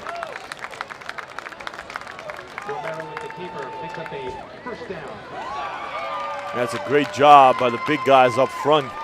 Gunnar Rogers leading the way.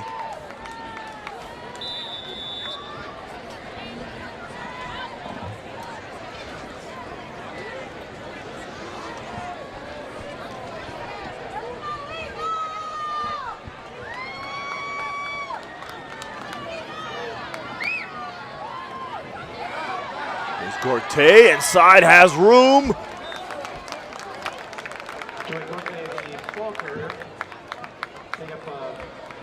Now the Cardinals picking up some steam here. Here they go. They're feeling themselves.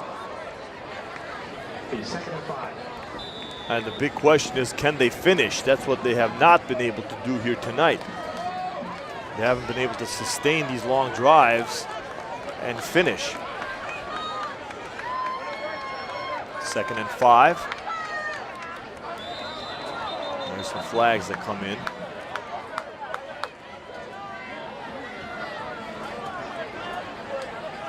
Full start on the offense. Appears to be against the Eagles. Loss of 5 yards there. It'll be 2nd and 10. Ball spotted at 19-yard line. Cardinals lead 15-0. Here's the handoff by Romero. Gorte gets hit from behind. Slow to get up, holding his ribs a little bit. Gorte, the ball carrier, picks up 5, the 3rd and 5. Gorte did get those 5 yards back though from the penalty. It'll be 3rd and 5 coming up for El Segundo. And that'll bring us to the end of the 3rd quarter. And that will do it after 3 quarters of play. That's the end of the 3rd quarter. Your Cardinals lead 15 and the Eagles 0.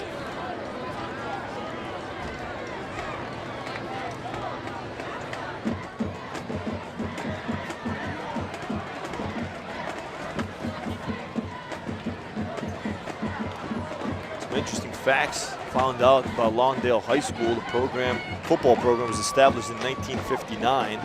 The school closed actually from 1981 to 1997. And they do have one CIF championship in football, and that was in 1966. But the school closing from 81 to 97, I thought that was interesting. And then brought back, I guess, in 97 until now.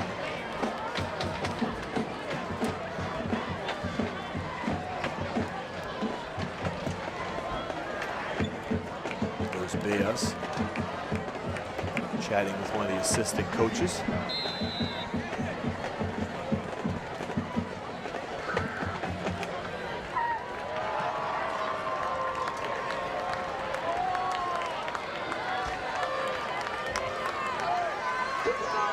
There's Romero starting the fourth quarter. It's a handoff to Joey Gorte, who gets hit instantly by Naki Fahina.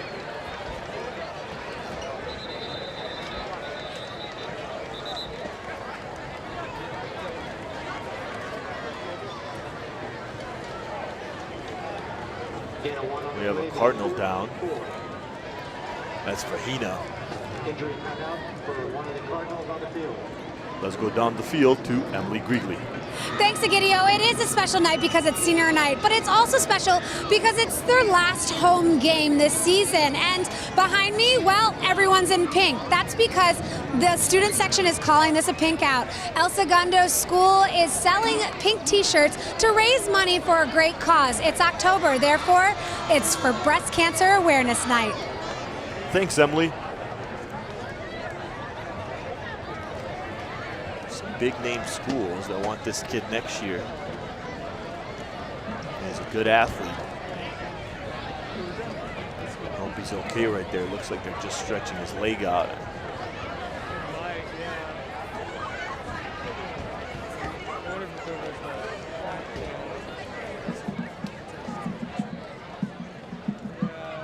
That's a big boy to carry, though. You need a few guys there.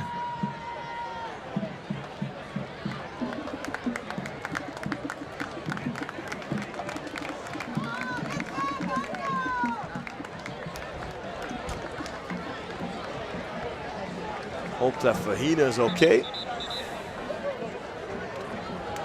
Continue on here in the fourth quarter. Still 15-0. El Segundo trailing Lawndale. Perfect 3-0 record for Lawndale at stake.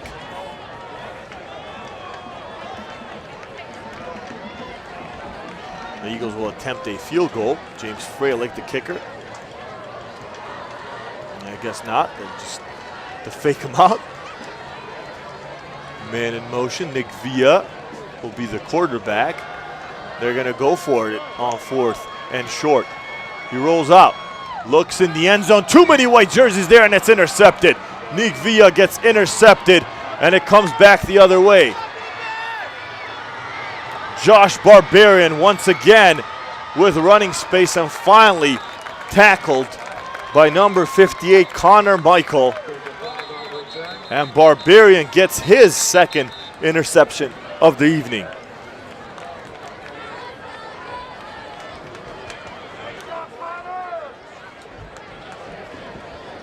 There's a flag, though, that came in late.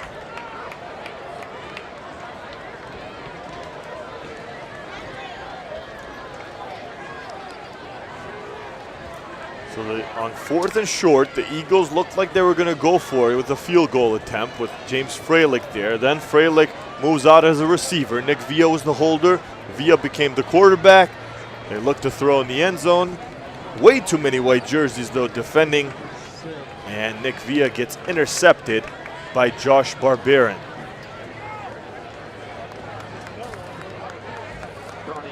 That penalty was on Lawndale. Took off a few yards from the return. But still another interception by the Eagles, another turnover by El Segundo. Good field position for the Lawndale Cardinals to start off. Jonathan Watson with running room. Watson turns on the Jets, and he's in the end zone. Jonathan Watson, how fast is he? Another touchdown by the Cardinals.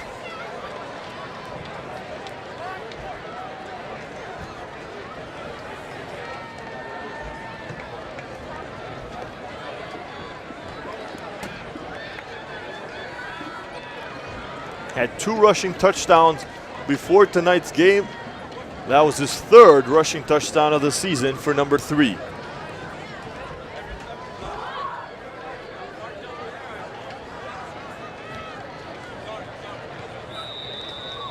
And the PAT attempt is good, and it is 22-0, Lawndale over El Segundo here in the 4th quarter.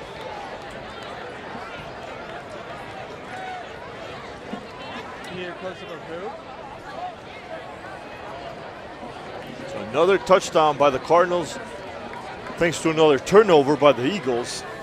All 3 of their touchdowns have come because of turnovers.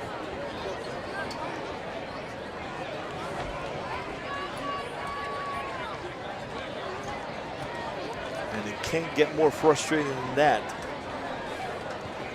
Just going to count the total of turnovers here by the Eagles so far tonight.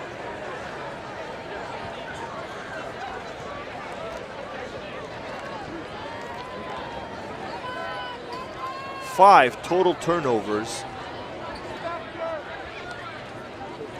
by the Eagles so far in this game.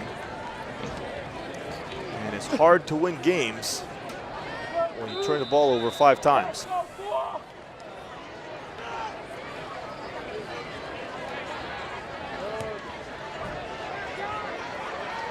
Pooch of a kick there, not too far.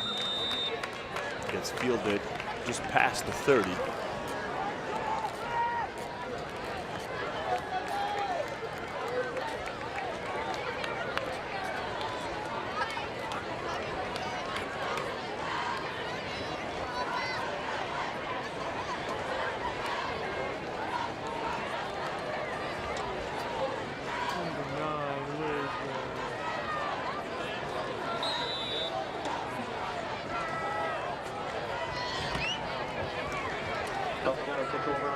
In the 4th quarter, 22-0 your score. If you want to stay optimistic, I guess there's still a chance. 3 touchdowns, not out of the question, but this drive right here, the Eagles need to get something positive, some sort of points out of it.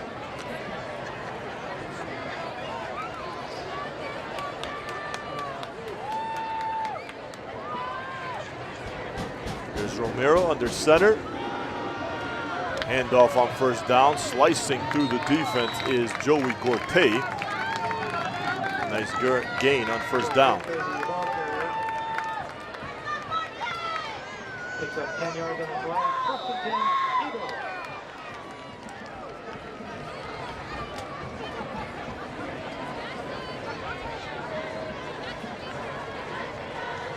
Another fresh set of downs for the Eagles. Staying on the center is Matthew Romero. Hands it off.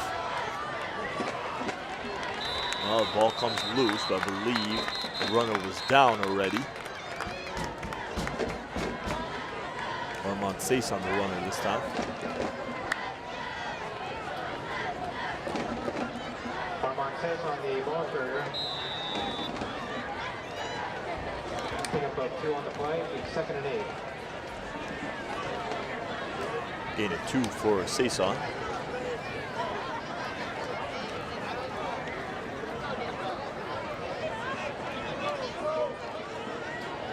Second and 8. 2 receivers. Play action. Romero looking to keep it himself. Does.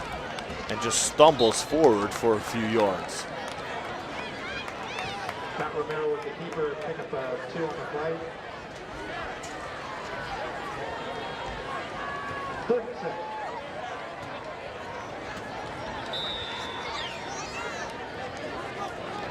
Romero also one of those guys that can play at the next level.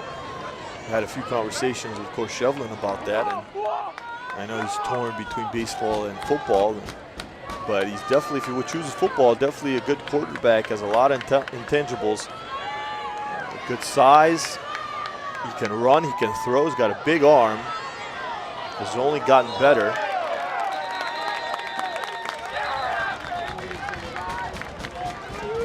Both these guys fired up. Both these teams fired up here tonight.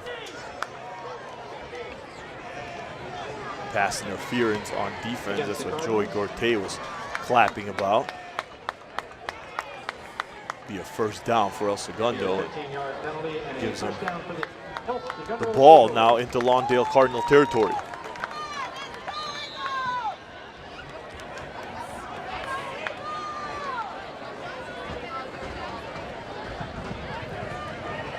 Jogging up to the line. Romero and his offense going quick here. Again, another drop pass. Nathan Kale this time. Just these drop passes are just killing the Eagles tonight.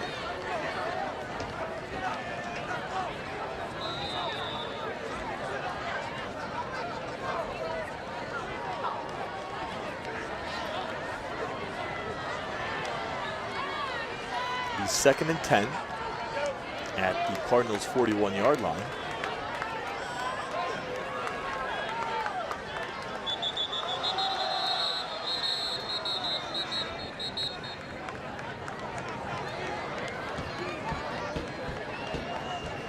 Whistles stop play instantly.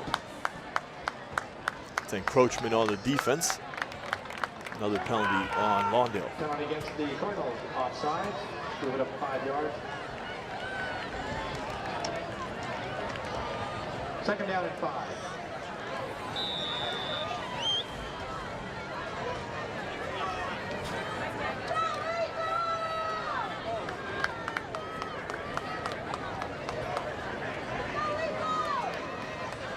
So 2nd and 5 now for the Cardinals. Excuse me, for the Eagles. Battle of the birds here. Mixing my birds.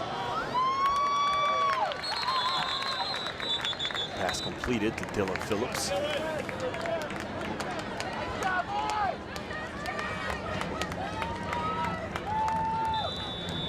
Pass complete to number 15. That's always a good matchup anytime these two schools play, whether it's football, basketball, baseball. Pickup of 7 on the play and I remember I called a game a few years back for Lawndale. And it was against El Segundo in the baseball game. It was when Lars Newbar was on the baseball team. It was Lars Newbar's senior year. And the Eagles had not lost in Ocean League play. It was their first loss. So Romero scrambles and gets taken down. The Eagles were perfect in Ocean League play, and it was the last game of the season, I believe. They went to Lawndale and played the Lawndale baseball team there, and they lost 1-0. It was a great pitching matchup. And I believe it was also their only win. The Cardinals' only win that season in Ocean League play in baseball. Of course, Lars Newbar went on to play at USC. But it was a good game. It's always a good rivalry. These two schools face each other. There's the handoff. Romero keeps it himself. Goes out of bounds. Romero on the keeper.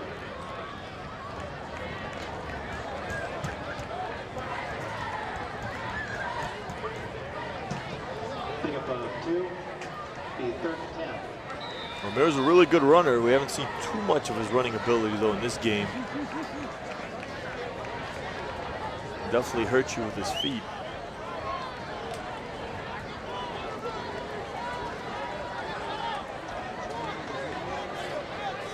He's been trying to stay in the pocket, though, more this season.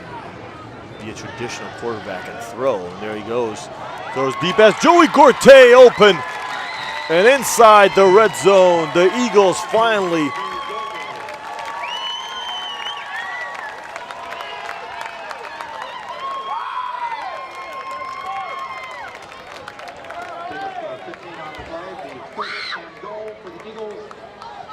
beautiful pass by Matthew Romero to Joey Gorte.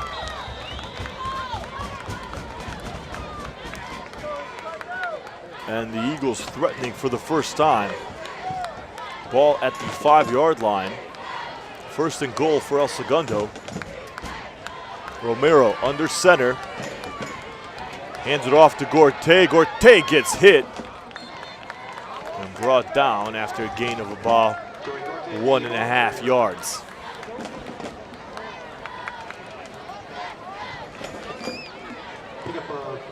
play. Second and goal. Second and goal now coming up for El Segundo.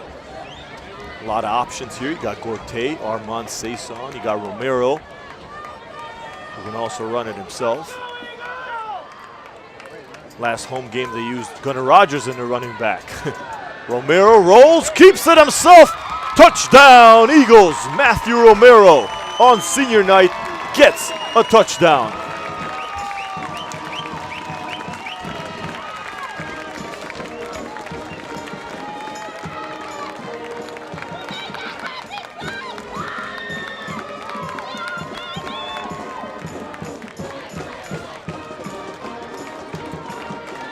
He was not having a good statistical game.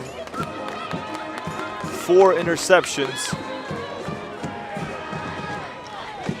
And now got a rushing touchdown on senior night. He's got to feel a little bit good about the performance here. And the crowd's loving it. And it gets the Eagles on the board. Here's Freilich's EAT attempt. And it is good.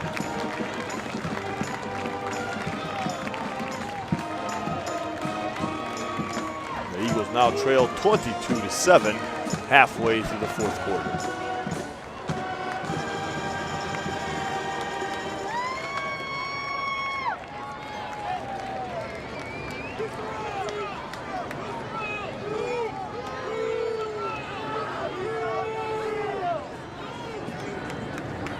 That was Matthew Romero's 7th rushing touchdown of the season.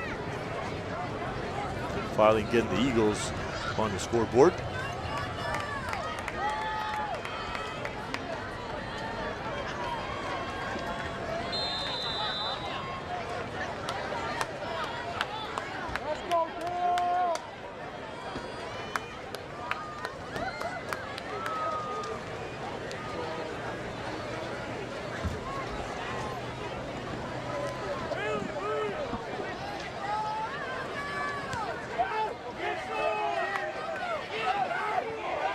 There's Jonathan Watson fielding that one. Past the 30, at the 40, now at the 50. Watson with room into Eagle territory. That's where he goes out of bounds, just past the 50-yard line.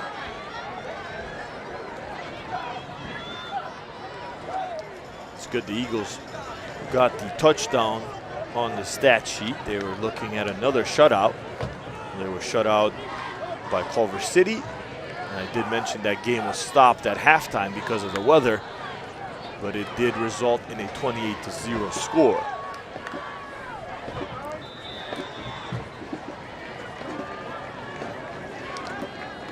The Eagles were shut out for 5 quarters if you count those 2 quarters against Culver City, and they're finally now scoring here in the fourth quarter thanks to Matthew Romero's rushing touchdown.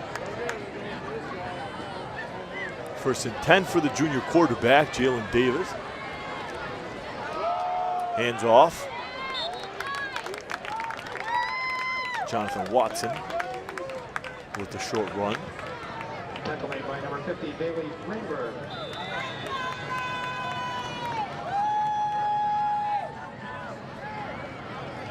Good showing on the Lawndale side, fan-wise.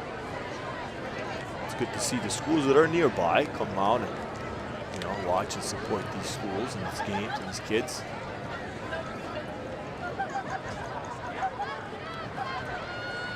I formation for Daniels, hands off to Watson. He comes back around, running up the sideline, and a first down for the Cardinals. Fourth out of bounds by number 44, David Madrid.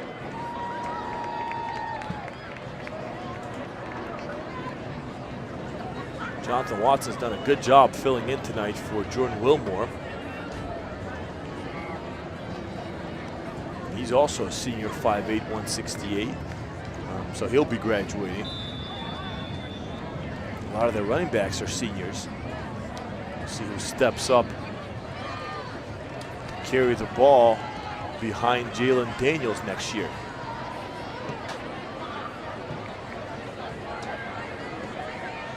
First and 10, Daniels throws in the end zone. No, incomplete, intended for Stan Livingston. Kyle Myers on the coverage.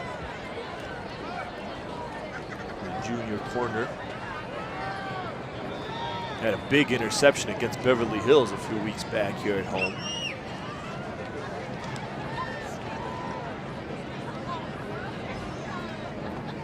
Interception for a touchdown, actually. Pick 6. Would love another one here.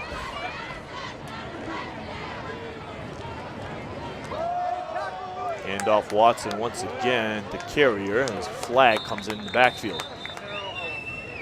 Flag on the play.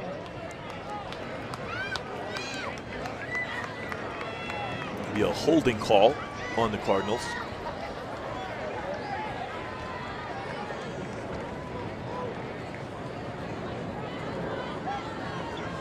Stop was made by number 44, David Madrid.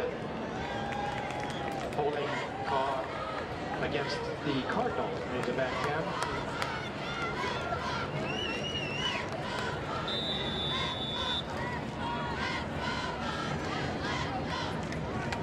Second down at 20.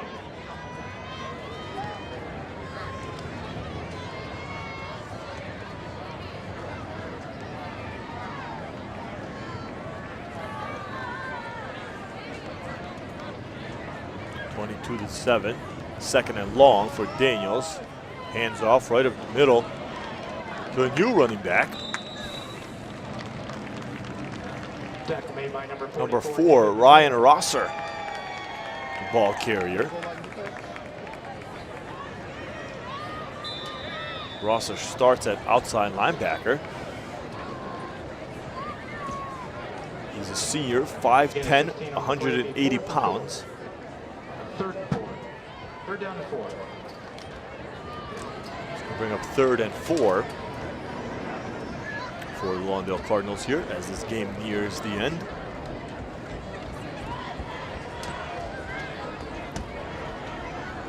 Man in motion for Daniels. Hands it off. Ryan Rosser goes in the end zone. There's a flag on the play. But there is a flag on the play, so let's see if that touchdown comes back or not.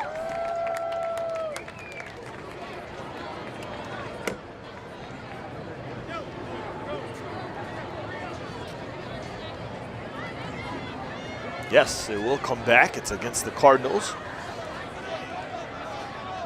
So he scratched that Ryan Rosser touchdown.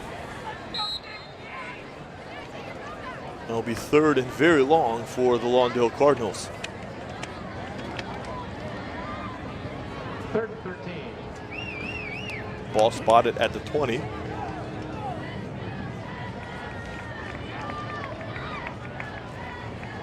Cardinals looking to add one more here. Rosser gets it again and goes nowhere.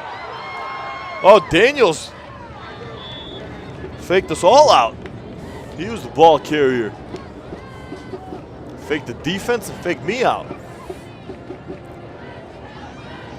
Forced out of bounds by number 24. Still short of the first down, though. Bring up a 4th and 3. It'll be 4th down coming up for the Cardinals. Don't forget to stick around after That was the game. a good play action by The award-winning Jalen Daniels there. band playing. Do we cover the award-winning band? 4th and 3 coming up for Lawndale. They're up 22-7 over rival El Segundo on senior night here in El Segundo. Here's Daniels. Will look to throw. Now running it himself and goes nowhere. Nick Villa's there. Bailey Greenberg's there, and Luis Beas also on the tackle. It's going to be a turnover on downs for the Cardinals. Made by number 50, Bailey Greenberg. Number 26, Luis Beas. Good defensive stop by the Eagles. Good things to build on for next week. Luis Beas goes in on that tackle. Eagles will take over on downs, 1st and 10. 1st and 10 for the Eagles. Romero rolls out, will run it himself. He gets it past the 10. The Eagles next week will play at Santa Monica to finish their season off. The Cardinals next week will play the Hawthorne Cougars at home.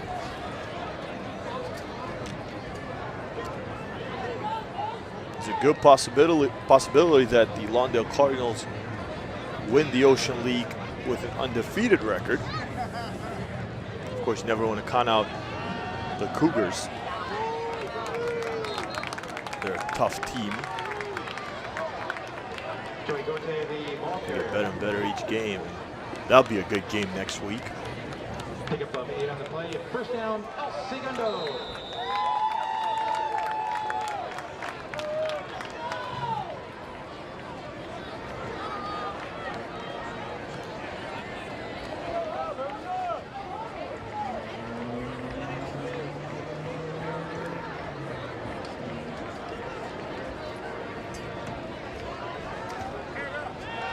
Romero looks to throw. James Pearson, and he's got space.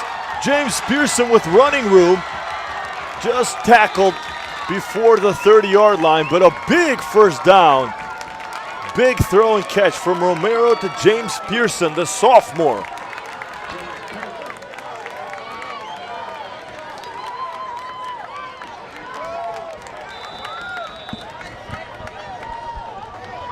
Said Julian Rodriguez is the future of the El Segundo defense.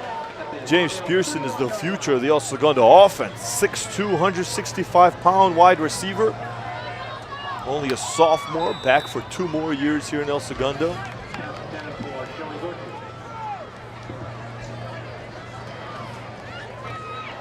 That pass intended for Joey Gorte. It's incomplete. He'll bring up 2nd down for the Eagles.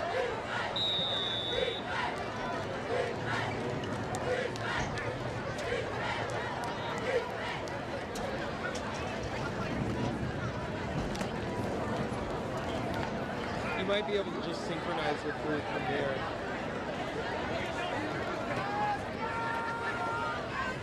Ball spotted at the 31-yard line. Oh, that pass tipped. Tuli Tupelotu. The tipped pass there. You see the big number 45 walking off your screen. He's back in. 6'2". Puts his big hands up. Makes it difficult to throw if you're a quarterback in front of him.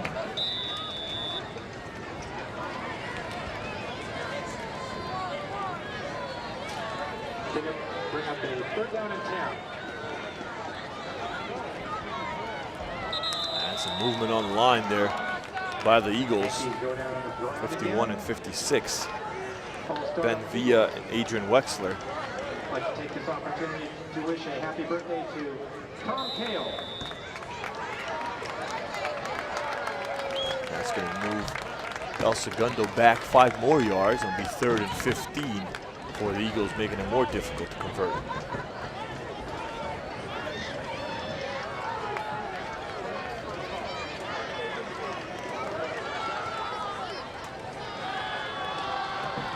Armand Saison looking to run, but goes nowhere.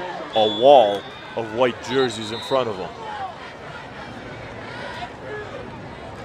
Timeout charge to the Eagles.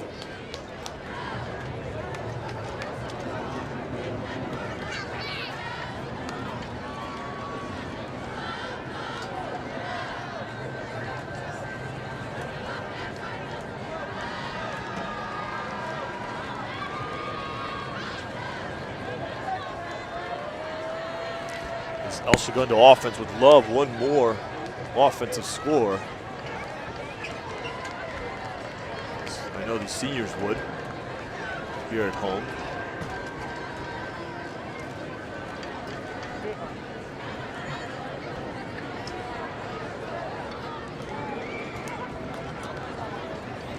Eagles wait the Vikings next week on the road. I mentioned Santa Monica, also an improving program, have a new coach there. Looking to change things around too. They've been kind of towards that bottom of the Ocean League along with Beverly Hills. Coach Clark was the former Santa Monica coach. He came from Santa Monica to Lawndale 4 years ago.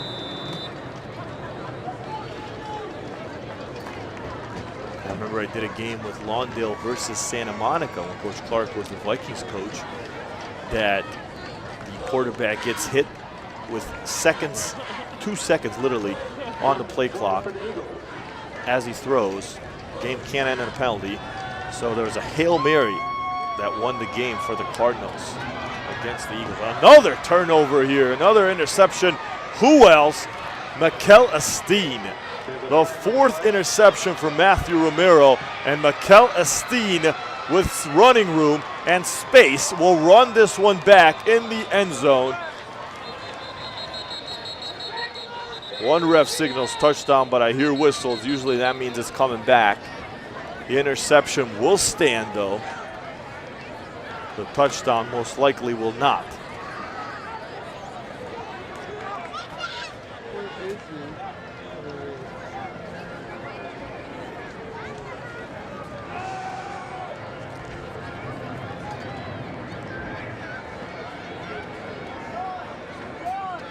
So pushing it back on Lawndale. Takes off the touchdown. But the interception stands, and it's the 3rd interception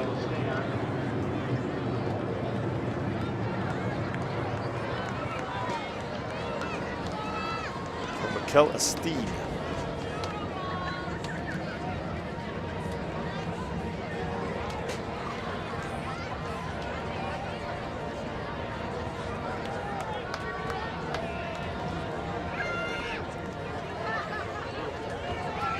It should stand. The interception should stand. Let's see here. It's discussions. The refs are still talking it out. Nice sportsmanship by Joey Gorte, one of the senior leaders and captains here. He's thanking his team, it looks like, but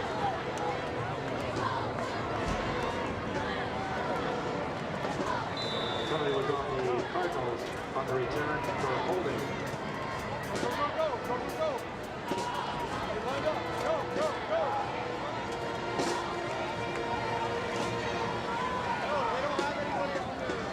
So I think both squads are confused here. They both brought their offense out and both were looking to get the football.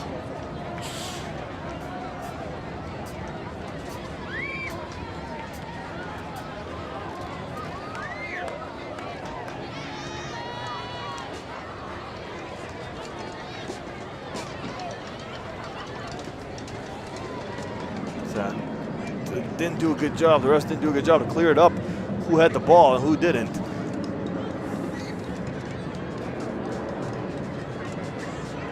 Lawndale brought their offense. El Segundo kept their offense out. Both went to reach for the football at the same time. It is Lawndale's ball. They will take a knee and wind this clock out. The interception did stand. Matthew Romero did throw his 4th interception. Mikel Esteen with the pick. Thank you for your attendance tonight. Congratulations to the seniors. And that will be your final score of the ball game. Next week, the Eagles are on the road. They'll take on the Santa Monica Vikings at 7 p.m. That's going to do it here.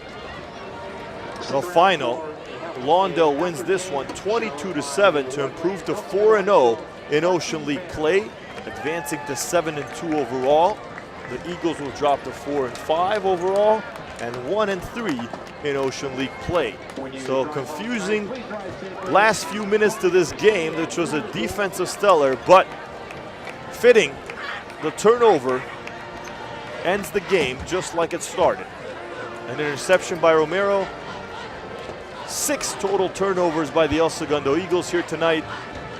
4 INTs for Matthew Romero on senior night.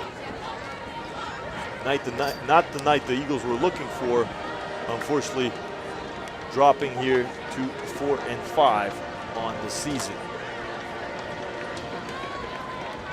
Mikel Estindo for the Cardinals, a terrific game. 2 receiving touchdowns and 3 interceptions on the evening for the junior, Mikel Estindo. Congratulations to that young man. A terrific showing here tonight on offense, defense, and special teams. And a tough loss here for the El Segundo Eagles as they, like I said, go to Santa Monica, still having a chance to go 500 on the season, go 5-5. But they have to face the Santa Monica Vikings next week on the road. The Cardinals will travel back home and host the Hawthorne Cougars and will look to win the Ocean League outright 4-0. Try to stay perfect, 5-0. Try to stay perfect in Ocean League play. It was a game where defense was what mattered the most. A game that everyone thought was going to be an offensive shootout. Turned out to be a defensive standout. And the Cardinals defense stood out more, causing 6 turnovers and winning this one. Let's go down the field with Emily Grigley and Coach Shevlin.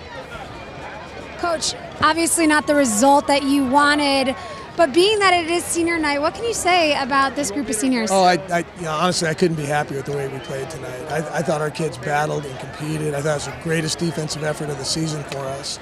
And then offensively, we had some shots. That's a great defense we're playing against, one of the top ones in the South Bay.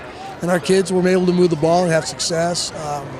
With some things we can clean up, but I couldn't be happier with the effort, and that's what we talked about all week. Effort and attitude.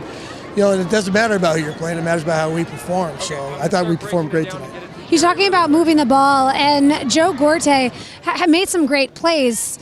What can you say, or how impressed are you of him? Oh, he's probably the smallest guy on the field, pound for pound. He gets after it, and he's a tenacious player for us. Loves to run the ball, and what they were doing was working with the run game, so we were staying with it, and he wanted it. I thought Armand had a great game out of the backfield and doing what he does. So, if you can run the ball, it sets up a lot of the other stuff we like to do, and that showed itself in the second half, so I was really, really proud of him. So looking forward to Santa Monica High School next week. Big game against Samo next week. If we can win that game, we petition for an at-large spot, so we'll see what happens with the playoffs. They've got a new coach. It's a real good guy that has done a really good job over there. So we'll look at the film and start getting after that next week. All right, great. Thanks. Good luck. Okay, bye-bye. Thank you, guys. And Coach Shevlin said it right. The focus now turns to the Vikings, and they have a chance to finish off the season on a high note. And it won't be an easy task. Easier said than done. Santa Monica's a tough, competitive team, but should be a great game. The Eagles dropped this one to the Lawndale Cardinals by a final score of 22-7. We thank you for joining us. For everyone here at El Segundo TV, for Emily Grigley, I'm Miguel DeLeo. Thank you and good night.